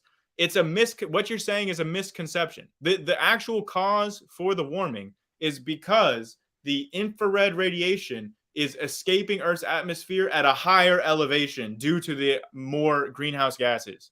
That's the reason. And because it's escaping at a higher altitude, that means that the lower atmosphere has to warm and the stratosphere has to cool. All right. This is all factually verified also. How do we know? I want to read some things real fast. All right, so I'm reading an article. I'm reading an article right now from BBC.com. Hold on, let me. Oh, my computer just froze. Can you hear me? Yeah, I can hear you. Sorry. Okay, sometimes my computer's pretty. This is October of 2021. It's called climate change. How do we know it is happening and caused by humans? Okay. We go down to a section. How do we know humans are responsible for global warming? And This is this what is it something that says. you're reading from a journalist, not a scientist, right?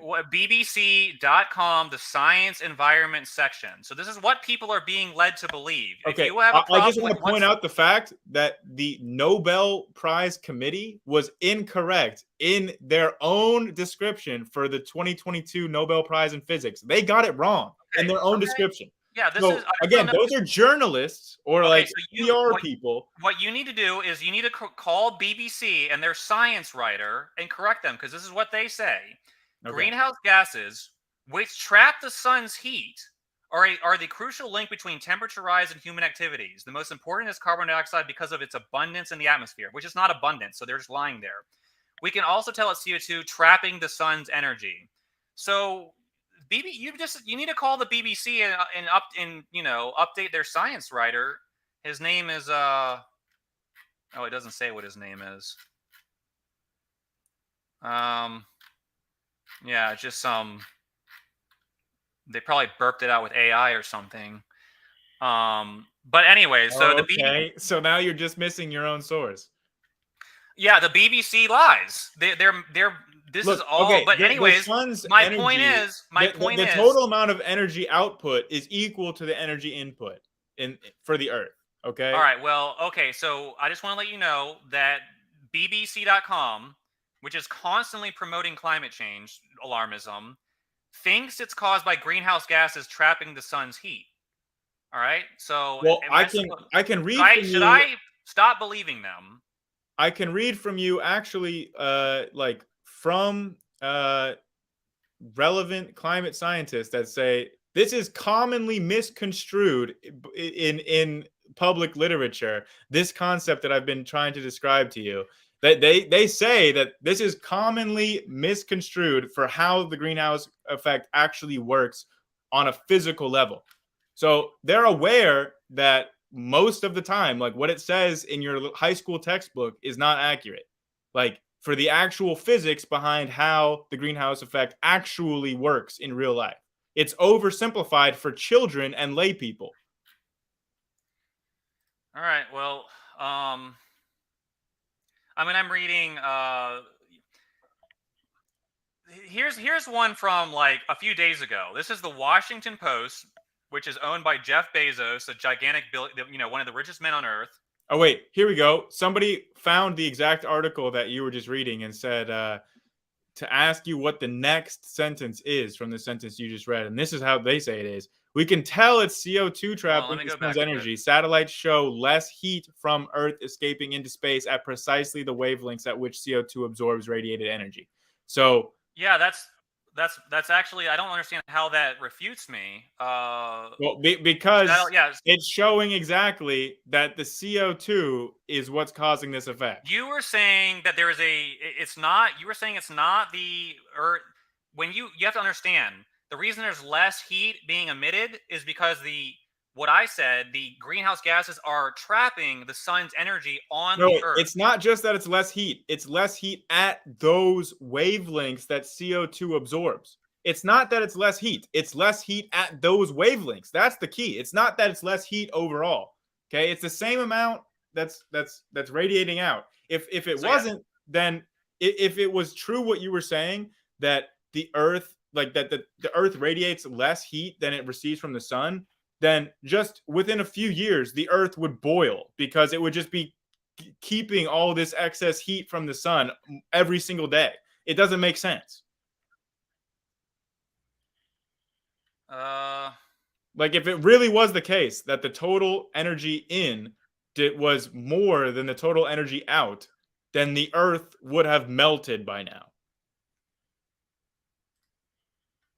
I'm honestly, I'm trying to, I'm listening to you, but I'm also trying to hello. All right, so this is Encyclopedia Britannica.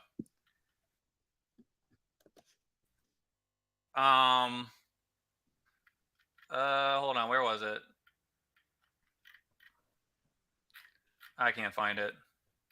Okay. It's talking about, this is Encyclopedia Britannica. This article is called Global Warming, Phenomenon of Increasing Average Air Temperatures Near the Surface of the Earth. Oh, here's something interesting. Look at this. This kind of goes with your claim that the consensus was talking about global cooling in the 70s or whatever. Here's a survey of 68 scientific studies on global cooling literature from 1965 to 1979 from Peterson 2008.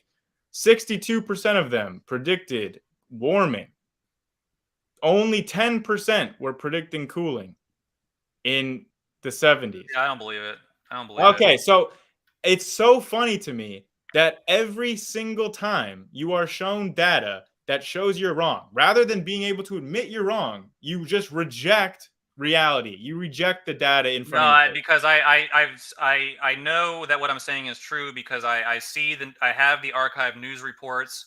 I know the government agencies were the ones promoting this stuff. I mean, I don't. So it's So you don't care what the actual scientists were saying at those times. The newspaper clippings that's reflective of reality.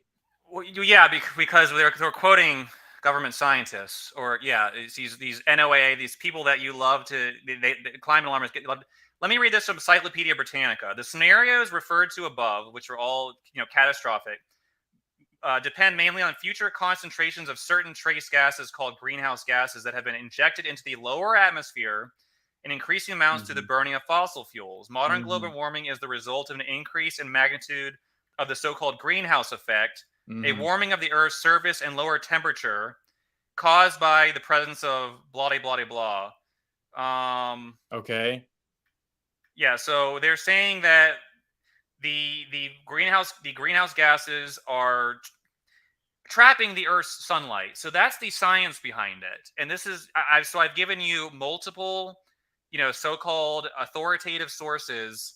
BBC, Encyclopedia Britannica. There are many others that are out there. Basically providing. It's funny that you can't provide me a single source that's actually a published, peer-reviewed climate science article. But okay. Okay, so BBC and Encyclopedia Britannica are wrong. I guess you want to go with that. I guess they're just making it up because they don't understand it. All right. It's just funny that you keep citing journalists and not scientists. This is, what is this? This is, I don't even know who this is. nrdc.org. Yeah. Again, I mean, could you just cite a scientific source? What? So here's another one. I don't know who this is. I have no idea who this is. nrdc.org. What causes global warming?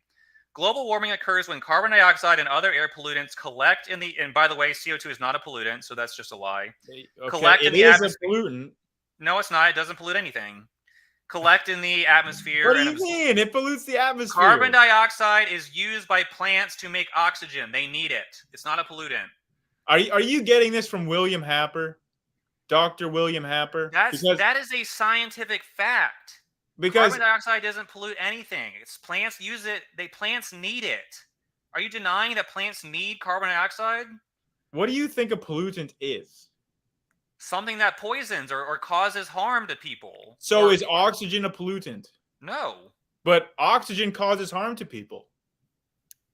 If you get too high of a concentration of oxygen, you have catastrophic effects. But carbon dioxide, they know that when you're in a room with people and they're talking, carbon dioxide. This is literally every single argument that you've made tonight is a William Happer argument. It's He's true. made this exact argument about the CO2 concentrations being really high in the room. Is it true or not? Yeah, it's obviously true. Okay, so carbon dioxide concentrations go over 1,000 ppm. This is literally, you are getting this from William Happer, dude. I don't remember where I got it. Have you watched my debunking video of William Happer? All right. Where I debunk his arguments? Okay, I'll go back and look at it. But let me ask you this. Okay. Is it true that when a bunch of people are gathered in a room? Yes, that's true. Okay, so are they made sick by this much higher concentration? No, that's not what is a necessary how is it criteria a pollutant? Of something being a pollutant. So it doesn't harm anyone. No, that is not. This is not a logical train of thought that you've had just now.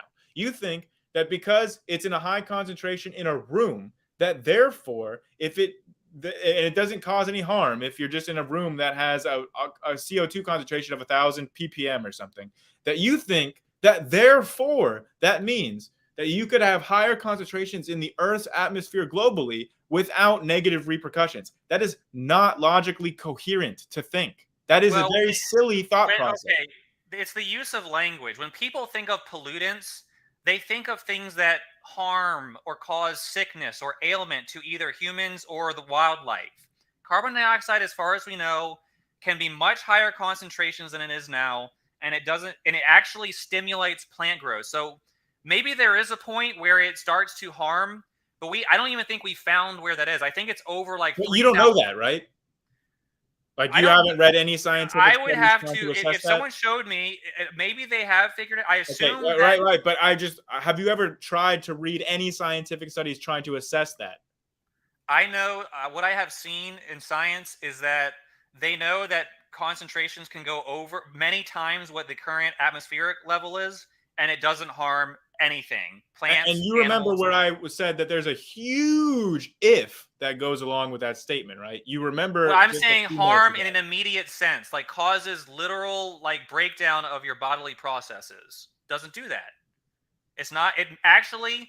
It's okay. So if it causes excess heat in the globe, then you think that's going to be a good thing for humanity. You know what a real pollutant is? It's like gasoline. Because when you pour gasoline into a creek, everything's going to die because it pollutes the creek. Like, that's a real pollutant. Carbon dioxide is not a pollutant in the immediate direct sense. It's a pollutant in the, according to their claims, according to science, in an indirect sense. So we can argue about that, but when they use the word pollutant, they're trying to make people think it's going to sicken them or harm them in an immediate sense. Yes, they are. They're lying. But let me. I just want to read. I disagree with that. I think that maybe you're just not understanding what is being meant. Okay. Well, they use this language, and I see it as manipulation. You may not see it as manipulation, but I do. That's just where I'm getting my thoughts, my belief system from. Is when I see them using manipulative language, it makes me question them. They shouldn't do that. So again, the language that a politician or a journalist uses to describe something doesn't affect the scientific veracity of it at all. That's logically fallacious for you to think that in your thought process. That is not logical. All right. There's absolutely no bearing on the scientific validity of something just because a politician uses a certain adjective to describe it. That's very, very silly to believe. All right. I don't know, man. I mean, okay, so to be honest, it seems like I have continuously presented you with so much evidence that a rational, sane person would accept. But because you've already entrenched yourself in the belief that this can't be happening, that literally you're just willing to deny any amount of evidence that's presented. You haven't shown me any evidence, and I've proven to you that you don't understand what is even causing global warming. What are you talking about? All right, let me read this. Wait. How do you think that you've proven that I don't understand the greenhouse because effect? You said it had to do with this stratospheric cooling, and absolutely. Okay, well, that's not stratospheric cooling is a prediction of the greenhouse effect. There's an organization. I don't know who the NRDC org is, but apparently they have a lot of scientific experts on their panel. Unless they're lying, I'm looking at their body. This is what they say. What causes global warming? Global warming occurs when carbon dioxide and other air pollutants collect in the atmosphere and absorb sunlight and solar radiation that have bounced off the Earth's surface. Normally, this radiation would escape into space, but these pollutants, which can last for years to centuries in the atmosphere, trap the heat and cause the planet to get hotter. So you think that's not accurate?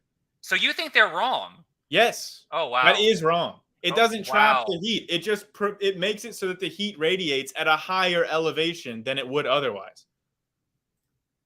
All right, I want to find something. I actually want to stay long enough to find something that you consider authoritative. I'll send you the link to an actual college-level textbook on atmospheric physics.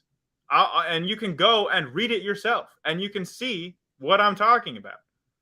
Here, I've put the link in the side chat for a PDF.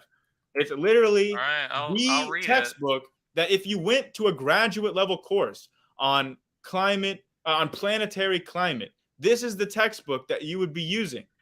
This is a better resource than literally reading from websites for organizations you don't even know about. You don't know what NRDC even stands for.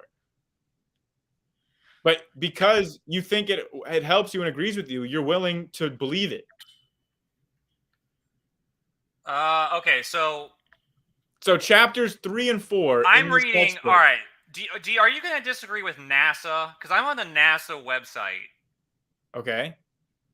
All right, so I want to read you. This is hold on, let me find. This is nasa.gov. As far as I can tell, earthobservatory.nasa.gov, global warming. And it says humans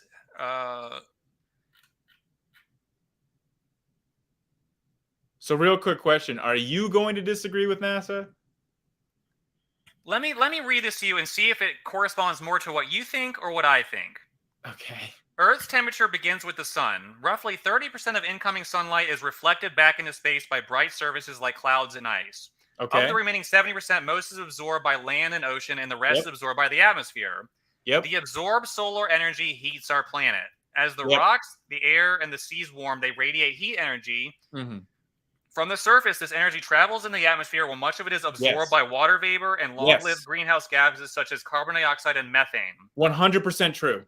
Okay, when they absorb the energy radiating from Earth's surface, microscopic water or greenhouse gas molecules turn into tiny heaters. Like the bricks in a fireplace, they radiate heat even after the fire goes out. They radiate in all directions. The energy that radiates back toward Earth heats both the lower atmosphere and the surface, enhancing the heating they get from direct sunlight. The absorption and radiation of heat by the atmosphere, the natural greenhouse effect, is beneficial for life on Earth. If there were no greenhouse effect, the Earth's average surface temperature would be very chilly. And then it goes on to how now, but it's thrown out of balance by humans. Yeah. So, but this is all accurate. This is like basically like a high school level explanation of it. If you wanted a more advanced explanation of it, you're free to read the textbook that I sent you. Okay, well, you'll see that what I'm saying is in that college level textbook. Okay, so what I'm seeing here, they're describing in somewhat complex language is basically the Earth, the sun shines energy onto the Earth.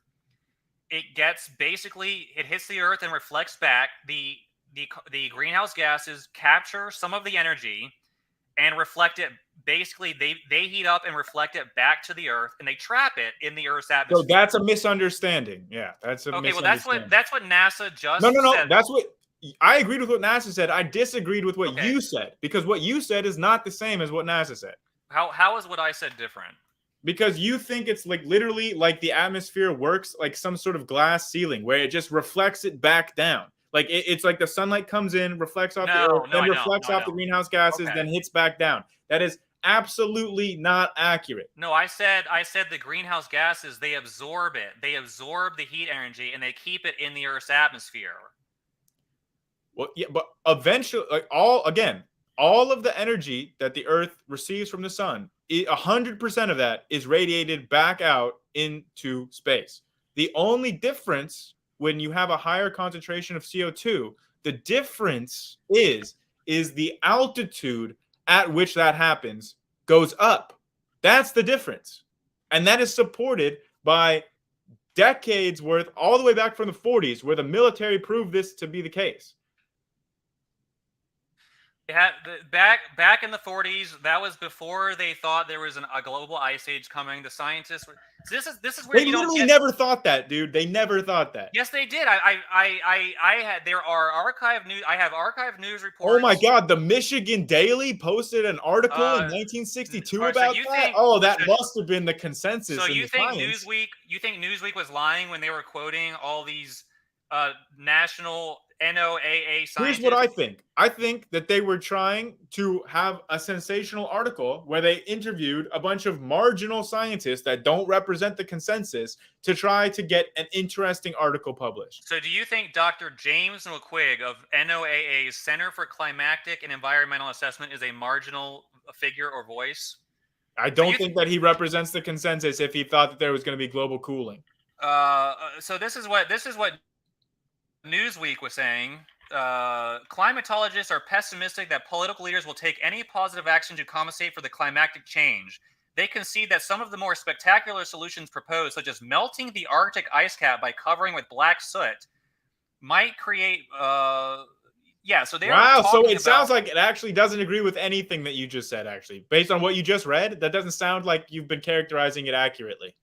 Yeah, they are these. Okay, hold on. Let me. Yeah, okay. I think that you have not been characterizing this in an accurate manner. No, it is because they think that they begin by noting the slight drop in overall temperatures that produce large numbers of pressure centers. They break up. Yeah, so it is. It's called the cooling world. So the problem is the cooling world is going to destroy. This is the world. This is Dr. James McQuigg of NOAA Center for Climatic Environmental Assessment. The world's food producing system is much more sensitive to the weather variable than it was even 5 years ago. So they're talking about how there's cooling. Meteorologists disagree. The trend will reduce. Yeah. So this is what it said. Let me quote it. Meteorologists disagree about the cause and extent of the cooling trend, as well as over its specific impact on local weather conditions, but they are almost unanimous in the view that the trend will reduce agricultural productivity for the rest of the century. If the climatic change is as profound as some of the pessimists fear, the resultant famines could be catastrophic. So they're all talking about a cooling effect. This is in 1975. He's quoting these scientists.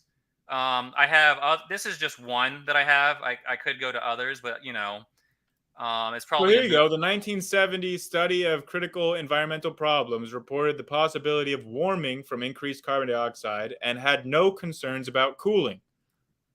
Okay, so There's numerous examples of I mean, is there Newsweek. was. So do you think Newsweek is lying when they said they interviewed these top government officials and that they were claiming that? You think Newsweek was just making this up in 1975? I don't think that the people that they're interviewing are representative of the consensus in science. Do you want? I mean, do you want me to share my screen and I'll play you a video?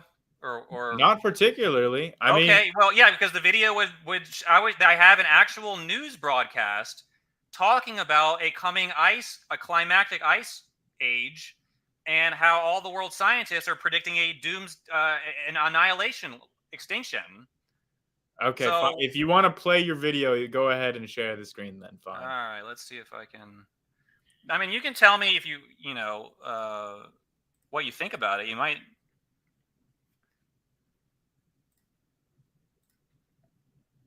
All right. Oh, hey, there's literally an entire section on this 1975 Newsweek article over Yeah, here. they had to debunk it. They had to go back and write something. Oh, so you agree then that what you're talking about has been debunked? No, I'm just saying that for people like you to think they've debunked it, they had to write some articles about the article exists. All right, so and it was written and it says what it says, and you can say Newsweek was wrong. And Newsweek itself admitted to be like the exact quote, so spectacularly wrong. That's what they didn't think that at the time. They didn't admit that at the time. They do now because they had to change their story, because they had to change their lie. And then, oh, we were wrong. Well, yeah, maybe you're wrong today too. We think about that. All right. Do you want to? I shared my screen. Do you want to watch? What they were saying at the time was not supported by the scientific consensus. It was what they were promoting. What the scientists were saying. Again, no. The scientists were not saying it. Again, yes, I showed you. I just read you the article. I showed you a sum total of all the articles there were some published. Wait. I want to get this out. I showed you a graph of the sum total of all of every climate study published that had anything to do with global warming or cooling. And I showed you only 10% of them predicted cooling, and the vast majority predicted warming. I showed you that, and you just had to deny its reality. That's all you did. Newsweek lied and or was wrong. Okay, fair enough. Yeah, obviously. All right, do you want to share my screen? All right. We have to think things. It's having some difficulty playing here. Come common Climate experts believe the next ice age is on its way. According to recent evidence, it's sounding could really come sooner choppy. than anyone had expected. At weather stations in the far north, temperatures have been dropping for 30 years. Seacoasts long free of sea are now blocked year-round. According to some climatologists, within a lifetime, we might be living in the next ice age. Yeah, according to some. All right, so you just heard it right there. okay, According to so some. yeah, but that was the kind of media promotion, the science, Oh, come on, man. No, Are it's you not. serious So right now? I've shown Are you you multiple really sources. serious? A news broadcast, they were saying that temperatures have been dropping. You heard it in there. Temperatures have been dropping for decades. Okay. You which, tried by to the make way, this is like sound like that this today they're Hey, you tried to make it sound like that this broadcast was trying to say that the scientists are saying this. And when we actually watched it, it actually just said some climate scientists are even predicting a global cooling. That was not what you said. Oh, okay. So I guess you're gonna use the word "some" to, make Yeah, yourself feel better. obviously. Words But have meaning. Okay, but I'm telling you that this was a narrative that was going on in the 70s. They were showing images. They were Yes. talking about. So you think that news broadcast was lying when it said that temperatures have been dropping for decades? Do you think that? No, that was due to aerosols. But they said the temperatures were dropping. Due to aerosols. Whatever they said, the modern day line But we know the cause for that. Well, hold on. Whatever they have been saying that greenhouse gases This have is been. just silly, dude. It's silly because you don't like it. No, it's silly because you think that somehow this is a logical refutation of the actual data that I have presented to you that clearly shows that climate change is man-made. Clearly, beyond a shadow of a reasonable doubt. They were beyond a reasonable doubt then, too. Yeah, you are being unreasonable right now. I'm not, because I'm just showing you how they changed their story. Okay, yes or no? Just yes or no. Have you tonight denied evidence without understanding it? I haven't denied it. I've just said that. Well, you literally did. You literally have denied evidence. I put in front of your face. You said that you are not familiar with it, but you are denying it anyway. Well, I'm denying that. What I'm denying is that that these catastrophic things are going to happen according to their predictions, because I haven't seen anything like that. But I showed you the actual quantitative predictions, and they were accurate. What they do, but you denied it because you didn't actually know. Let me show you any of the studies. You still denied it. Let me show you what you're doing. You know how, like, when Christians will say, "Oh, Jesus fulfilled the Old Testament prophecies." It's like, well, actually, they could have just read the Old Testament and made stuff up according to the prophecies. This is what they do. They look back. They cherry pick data. But no, it was not cherry picked. It was everything that was published. I mean, if you look here, no, it wasn't. Right now, I really think that you're talking out of your ass because you don't know any of the actual individual studies that were included in this. But I challenge you, find me just one study that was not included in that you think should have been included. Then you would be right. If you can show me that, you'd be right. But right now, you are speculating about stuff you literally don't know what you're talking about. I just showed you not like leading news sources quoting leading government scientists telling that there is a global ice age at the end of the 1970s. You didn't show that, eh? I can't believe that you think that that's what you just showed. They didn't quote any leading scientist.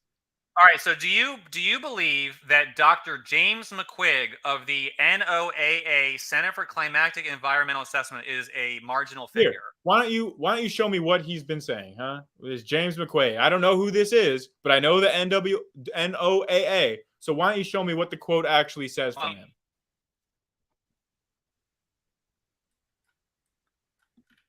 Because so far we've seen that what you say a quote is very different from what the real quote is. We've seen that twice already. All right. Hold on. Let me zoom in a little bit. Oh, this is the infamous Cooling World article, right? So infamous, it the has its world's own section on Wikipedia. Yeah, because Wikipedia is a completely biased source of information, by the way. So I don't care what Wikipedia has to say. The Wikipedia, they can make up anything they want. It's user edited. They can make a Wikipedia article about, they can try and debunk what, it's a biased user edited website. It's useless. Look, this is Dr. James McQuigg of NOAA Center for Climatic and Environmental Assessment. And hold on, let me get back to. Yeah. So what does he This is actually in this say? article. What's the quote? It's part of this. It's in this article about the cooling world. Oh, tell me what the quote is. The quote: the world's food producing systems is much more sensitive to weather variable than it was even 5 years ago. That's what he said. Why would I disagree with that, man? What are you talking about? Are you serious Because right now? you think so. But it's obviously in the context of this idea of the climate. No, find me one quote where he says that he thinks that there's going to be global cooling. So you think that he doesn't? You said that he's saying it. You said he's saying it, and now you can't actually find evidence of that. He's contributing his opinion to an article about the cooling world. You see that up there, the cooling world? Bro, journalists wrote this article. He didn't write this article. What are you talking about? So you think that he find me the quote. Didn't find me the quote. You think he didn't know that this was an article about? Why don't you find me the quote where he says that? I'm just saying. I want to ask you a question. Do you think Newsweek? You said that he said it. Hey, you told me that he said that there was going to be global cooling. That's what you said. He is quoted in an article about a cooling world. Do you think? And what did his quote actually say? Anything about global cooling? No, but you think he doesn't know? Okay. Are you serious, man? This is so dishonest. You've gotten 3 out of 3 times when you have shown the quote of what you were talking about. You were wrong in the way that you summarized it. You are being so ridiculous right now. You don't think that he just didn't know that this was an article about. Do you remember that documentary about geocentrism? That's what you're relying on. Hey, do you remember that documentary about geocentrism that came out a while ago that had actual real physicists interviewed in it? And they said afterwards, I had no idea that was a geocentrist documentary. They totally took me out of context. Okay. All right, let's read a few more then. Let's read a few more. Okay. Well, I think that you're completely full of it, dude. I think you're just full of it. Oh, let me read it. Let me read it. A survey completed last year by Dr. Murray Mitchell of the National Oceanic and Atmospheric Administration reveals a drop of half a degree in average ground temperatures in the northern hemisphere between 1945 and 1968. According to George Kukla of Columbia University, satellite photos indicated a sudden, large increase in northern hemisphere snow cover in the winter of 71-72. Yeah, and we know what caused that. A study released last month by 2 NOAA scientists notes that the amount of sunshine reaching the Earth. So it's all over the place. And then that's all true. Everything that you just read there is true, and we know what caused it: aerosols. It doesn't say that. I know, because they didn't know it at the time, but we know now what was causing that, and it was aerosols. Like their studies were accurate. There really was a drop in global temperatures at that time that they reported. You really think aerosols were causing again with the incredulity? You don't even know how aerosols affect global temperatures, but you're just going to say, do you really think that it could be explained by aerosols that I don't know anything about? You really think people spraying these little cans into the air causes Earth's atmosphere to temperature to drop? Do you understand any of the science involved for the mechanism behind that? Any of it? Are you talking about? I can't imagine there's much real science. And are you making an argument? Wait, there's more air. So what happened? Hey, I really want you to answer this: yes or no. Are you making an argument from incredulity? No, I'm not. I'm showing you where the scientists were telling about this climate. They said the temperatures were dropping. But that's accurate. What they said is accurate. Okay. All right, thank you. What you're trying to say is that they were predicting global cooling, which is not accurate. What you're saying is not accurate. Yes, it is. No, it's not. Because you can't even find me one quote from the article saying that. I don't know, man. I mean, all I've heard from you all night is deny, deny, deny. Actual evidence right in front of your face.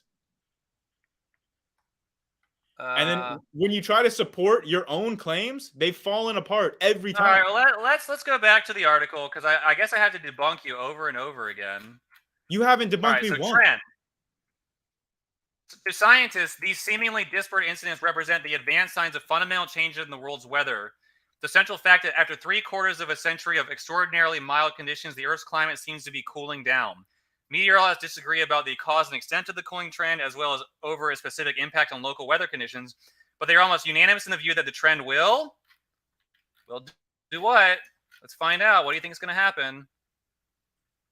Reduce agricultural productivity for the rest of the century. If climate change is as profound as some of the pessimists fear, the resulting famines could be catastrophic. And again, we're using this language of could be, but clearly that these people are again, there's no quote from any scientist predicting global cooling. Recent report by National Academy of Sciences. So this is National Academy of Sciences. This is just getting silly, dude. Okay, so you don't think the National Academy of Sciences is it says it right there in the middle of the screen. So that's scientists, right? So that's probably a lot of science. So I'm just showing you how these things, their report is accurate. Okay, so yeah, they were predicting a giant. No, they weren't predicting global cooling. That's where you keep messing up. That's exactly what I just read to you. The trend. And now you don't want to accept that that's the trend. The scientists. No, there was a cooling trend at that time because of aerosols. That's not what this article says. It just Again, says that. Go and look at the actual understanding of that today, and you can tell the reason for that global cooling trend. Mike, I am vindicated. I claim the scientists. You are not vindicated, dude. Scientists predicted. What I claimed was the scientists predicted a global ice age. Yeah, and you haven't shown any evidence for that. I haven't shown any evidence of that. Not even one scientist that you have shown has said that. I just read to you like 3 or 4. And none of them said that. Yes, they did. Not a single one of them said what you're trying to say they said. They were talking about lowering Earth temperature. It's all in an article about lowering Earth temperatures, catastrophic results, the trend line. And yet never one time did they ever predict that global cooling was going to happen. Well, okay. Well, I guess if you don't accept, they were observing empirically that they were observing cooling trends. That's true. Did they predict that was going to result in catastrophic global cooling? No, they predicted that would impact agricultural outputs, which is very sensible. It says so. It says the rest of the century for you. So you don't think that the rest of the century. They don't think the trend is going to. It's going to affect productivity, but. It's going to affect productivity for the rest of the century. Yeah. Does that say that we're going to have global cooling? Okay. So yeah, the trend is going to cool, and it's going to produce for the rest of the century. Dude, it's going to reduce global output. You are stretching this so far. You remember when you talked earlier about because you're trying to save face because you cannot admit to yourself that you might have been wrong. What? No, I honestly feel like you haven't done anything except reject what I'm showing you. You're projecting right now because literally all you've done all night, I've shown you the evidence and you say, yeah, I don't really think that's accurate. Let me ask you a question. It's not accurate because I feel incredulous. That's all you've done is talk about your little fifis. So this is an article about a cooling world in Newsweek, which was obviously very influential in that time frame. Okay. A number of scientists are quoted in it. And none of those scientists say that global cooling is a thing. Yes, they do. Dr. Murray Mitchell, I read to you about how he did a study about how a drop of half a degree in between 1945 and 1968. And that's true. George Kukla and the layman, but they're literally just making measurements. I'm not disagreeing with their measurements. You're trying to say that because of those measurements, they're trying to predict some sort of global ice age. None of them in this article ever say that. And yet you're trying to say that somehow They are saying that. This is just one source. I show Oh you the my news God. broadcasts where I If show we you cannot even agree on something where the evidence is literally right in front of you and you are reading things that contradict what you're saying and you still think they support what you're saying, I mean, I think that you're just delusional on so this. they were talking about global devastation in this article, about global cooling, about how the temperatures were dropping. It's going to be a trend. It's going to Also, last. if you look on that map there, you can see where the global cooling is. It's not even global. It's just in a narrow band in the northern hemisphere. Okay, well, Guess they were what? saying that's a lot of people.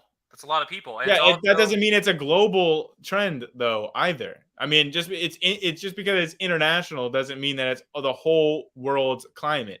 Unlike the data that we have now from all over the world as a global average. okay. So Well, I don't know, again, man. We're over yeah, 2 you gotta hours go. at this point. You got debunk. You didn't show me. All right, as a skeptic, you didn't show me literally anything that's happening. That's actually a problem. You said the Earth is getting a little bit warmer. Fine, I'm fine with that. You didn't show me And we anything know that. that warming is coming from human activities. I No, showed we you don't. that. No, we don't. You didn't show me I anything. showed you that definitively with the spectra. You showed me a little graph. But okay, if you are actually able to read that graph, and if you knew enough to be able to interpret that graph accurately, then you would know that it is definitively coming from greenhouse gases. Okay. You also showed me you don't even know what the claims they were making are. You seem to reject the idea they were claiming the polar ice caps were going to melt, which is something they were constantly saying. Again, when did they say that the global ice caps were going by now? They said it would be done by now. Oh, really? Because I'll bet you that if we go back and look at those predictions, they didn't say by the 2020s that they would all be go back and watch Al Gore's documentary. You'll see. Oh, okay. So another non-scientist. They were again. Like, why don't you care about what scientists say? I have an article from New York Times. I really think that you're just incredibly biased on this, and that you will inherently not trust anything that disagrees with your feelings. If something disagrees with your own feelings, then you will reject it and not trust it. I gave you a metric. I said, show me a place where the climate has changed and this has resulted in a severe or even a minor alteration. And then when I gave you an example, you rejected it. Remember, I told you Kenya. And what did you do? How do you know? How do you know that drought was caused by is anything other than like a drought that would have occurred thousands of years ago? And how do you? And Kenya has, like I said, I want a place that was, a significant metro area of human activity, and the climate changed and caused some permanent disruption of some sort. Yeah. You have anything? Yeah. Like what? Well, we can literally look at the impacts that climate change is having in places like Las Cruces, New Mexico, where for example, the Rio Grande River has become basically dry. Back in decades ago, the river was only dry for a couple months in the summer. Now it's literally dry for the majority of the year. And this is a result of warmer, less rainfall, warmer temperatures. So there's a river that isn't getting filled as much as it used to? I gave you an exact example of what you asked for. Where have people in large numbers been affected by climate change? I just gave you that example. That was a river. I'm asking about. You know how big the Rio Grande River is and how many people are affected by it? I see videos of Mexicans swimming across it all the time. It's still there. What are you talking about? Yeah, up in Las Cruces in New Mexico, not along the Texas border, it has almost completely dried up for the majority of the year now. Do you think that's just like a coincidence? I honestly... Because I just gave you an exact example. You asked for an example. I gave you an example. And what do? You reject it. Of course you do. You have to. That's like one year. I don't know. Like, I haven't ever heard of this. I know you haven't. These people are saying that these climate changes are going to wipe out mass centers of human civilization. Mm-hmm. Or you're showing me a river in the middle of a literal desert that doesn't get filled up as much as it used to. So I'm really questioning whether you have anything. So how about the sea level rise on the islands of the Maldives? How about that? Is it rising? Yes. No, it's not. And why do you say that? Do you have a logical reason, or did you just say that purely out of instinct because that's what you feel? Now, I know the sea levels aren't rising because I go to the beach and the weather is still this. Is it just rising in like one location on the Earth, or is it rising all over the place? So you think that you've debugged sea level rise because, quote, you go to the beach? Yeah. What is it? Is it just like I go to a number of beaches. And there are landmarks all around the world on the coastline that were there centuries ago. They're still there. A good one is Plymouth Rock. Plymouth Rock, they landed at sea level. It's still visible today. So why is the sea rising? Wait. You think that Plymouth Rock would be underwater right now? Why wouldn't it be? Because sea levels don't rise like meters at a time, bro. They rise like centimeters at a time. Yeah, well, okay. So it's barely perceptible is what you're saying. Well, not to just a human going around to different beaches during the summer. You're saying it's like a millimeter more than it used to be, or what is it exactly? Like, I think from like the last 150 years, maybe it's like 8 or 9 inches in total or something like that. Okay, I see. Here you go. Here you go. Let me share my screen here. Here's a chart of global sea level rise per year. Okay, where is that being observed? Where are cities going underwater? Because we have global sea level. Hold on. Because we have America has a number of large cities at sea level. New York City, Miami. These cities, I actually live pretty close to the beach myself in Ocean. So I'm kind of wondering. And you think that you'd be able to notice a couple centimeters? Yeah, you realize New York City is literally like 0 feet above sea level. It's literally like on the Atlantic Ocean. Yeah. Okay. So this is just made up numbers on a graph. So I see a chart going up, up, up, and yet nothing has happened at our large, like all these cities, like LA on the West Coast. Europe has a number of large cities. There's all these coastal cities in China, Japan. None of them have seen any differences. I live near a very large city. Wait. How do you know that none of them have never seen any differences? How do you know that? Because they're still there. Okay, so again, this is the same logic that I already debunked when you were saying that why do we not see the Amazon not rain for 3 years? It's like you want to see such incredibly silly and unfeasible things that nobody is saying you should see. Like they are want to say, look, if climate change isn't real, then why doesn't the air literally light on fire? That's the kind of argument you're making. Is you're saying if climate change is real, I should expect to see silly and ridiculous things. They've been saying we're having a climate crisis. The climate crisis. If climate change was real, then New York City should become Atlantis. That's how you sound. All I'm saying is if the sea levels are rising, we have a number of cities at 0 feet above sea level, and they seem to be just fine. But you don't.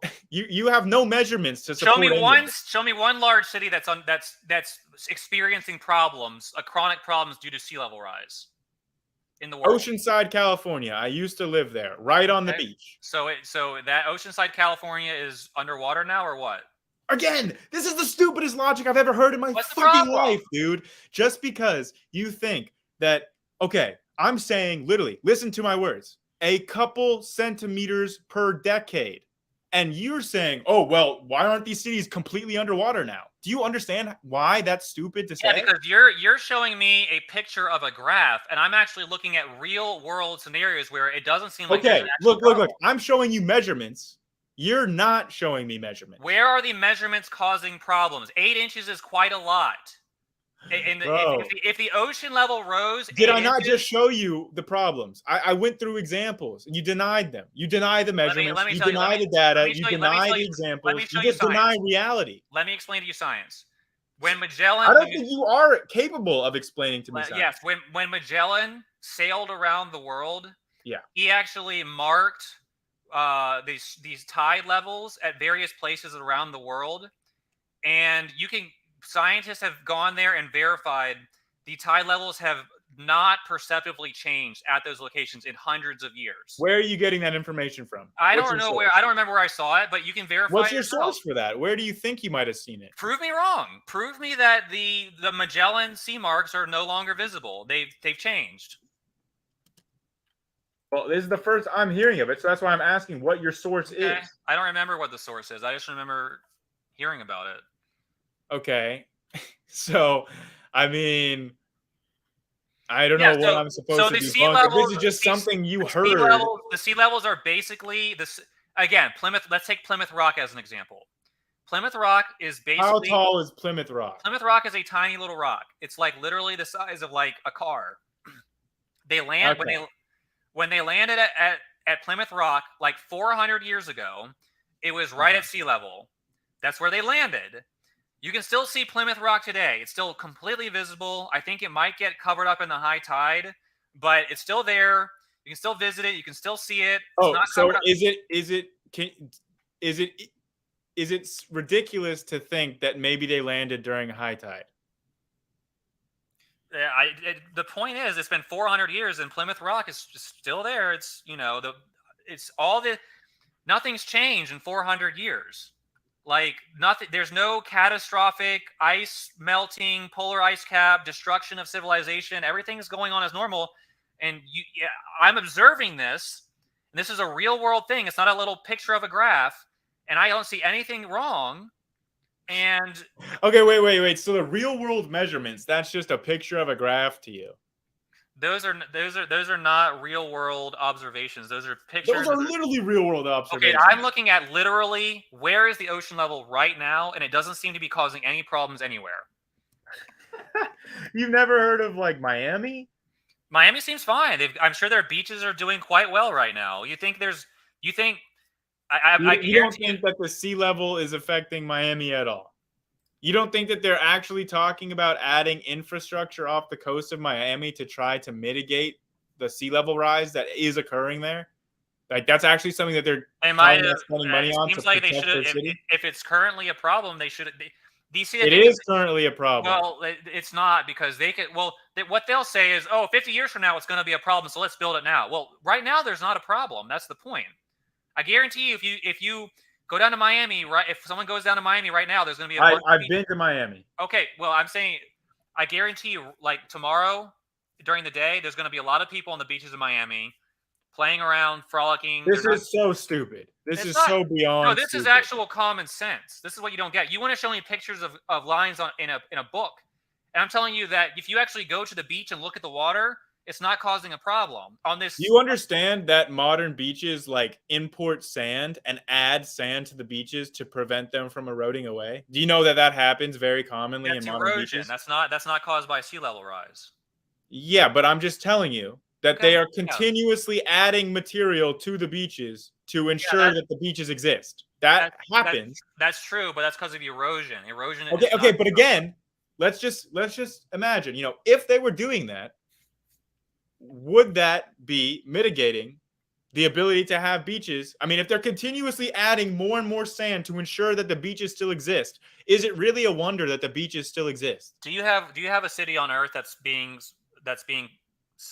caused problems by sea level rise or not? Maldives, an entire country. Maldives. I mean, is it because the island is eroding, or is it because the sea levels are rising? Because the sea levels are rising. Well, is it just rising in one place on Earth? Why isn't it rising? No, it's going all over. It's just that the Maldives are so close to sea level. Okay, so why when I go to the beach, it looks exactly like it does every other year? Okay, so in South Florida, the sea levels have all along the South Florida coast have been measured to increase by 3 millimeters per year. 3 millimeters per year? Yeah. Since when? I don't know since when. It's 3 millimeters per year. Is that causing a problem? Yeah, sea level rise is causing a problem. When your cities are on the sea level. Right, that's my point. They're on the sea level, and Are people fleeing? Are there buildings being destroyed or flooded? Again, these are silly criteria. You're saying why aren't all these cities being swallowed up by the ocean tomorrow? So I'm asking for a problem that's being caused by climate change, and they claim the sea levels are rising. Are you incapable of thinking in the long term? Are you only capable? Okay, so of there's no thinking problems about now, tomorrow? but there's no problems now, but there will be in like 50 years. Is that what you want to? Is that what you want to go with? I'm saying there are problems now, and they're only going to get worse. And you need to be thinking long term. How do you distinguish the problems now from the ones like 1,000 years ago when there were floods, droughts, hurricanes, tornadoes, dust bowl? Because we can measure the climate, like how frequent these events are, based on the effects that they leave behind. So if humans didn't exist, that drought in Kenya would not have happened. You know that. You can be reasonably assured beyond a reasonable doubt that the amount of droughts occurring in the world would be less frequent if there were no humans. You could be reasonably assured beyond any rational doubt of that. Really? Yes. No, I don't. And what you've displayed tonight is being irrational. I'm asking you'd have to prove that claim. You'd have to prove to me that there would be less droughts if humans didn't exist. Seems you cannot possibly claim that with any certainty whatsoever. I just want you to realize your level of certainty is much lower than you're claiming. You might be right, but you have no certainty by which to claim that these things are proven, especially to the point where we have to do all these different things that they're saying we need to do, which I'm going to tell you right now, where I live. Look, I'll lay it out as a logical, rational argument, okay? Because we do know beyond any shadow of any reasonable doubt for any sane, rational thinking person that the climate is getting hotter on a global level because of greenhouse gases. No, and here's the logic. Here's the logic. The warmer temperatures will enhance evaporation on the surface, okay, which reduces the amount of water on the surface and dries out soils and vegetation and causes droughts. That is the logic behind that. It is logically connected to the empirical data. When water evaporates, where does it go? When water evaporates? Yeah, where does it go? To the atmosphere. Yep, and then where does it go after that? It will go elsewhere from where it evaporated until it precipitates. Yes, but if the temperatures are warmer, then that will affect precipitation patterns. Right. It'll make it more precipitation because the oceans will evaporate more, and then the land will get more water from the ocean. That's logic. That's just straight logic. That is not logic. Okay. I have to go, Grayson. As a skeptic, you didn't offer me anything that I thought proved. You offered me evidence, nothing. The spectrum. Please just learn about the spectrum, and that should be enough to convince any sane, rational person. All right. If you can if you actually learn enough to be able to read an infrared spectrum, then you should be able to learn yourself what you're reading, and that evidence is so damning that you cannot be a rational person and deny that. Those two things cannot coexist. All right. Well, so if you learn about the spectrum, come back, and if you think that you can actually, on a substantive scientific basis, if you think that you can debunk what the spectra clearly show, then talk to me again once you actually understand the science. All right. Thanks for having me on. All right. Well, thank you very much. It was a very frustrating debate, and it was 2.5 hours. So, yeah, that was a lot of denial. Deny. And, yeah, honestly, that was even worse than, I don't know. I wasn't expecting climate change deniers to be worse than flat earthers, but that's the same category for me. So, all right, guys, with that, we've been going on for 2.5 hours. So if you stuck with this all the way to the end, then you can understand my pain. So thanks a lot, and look forward to more content and general posts from me. So have a great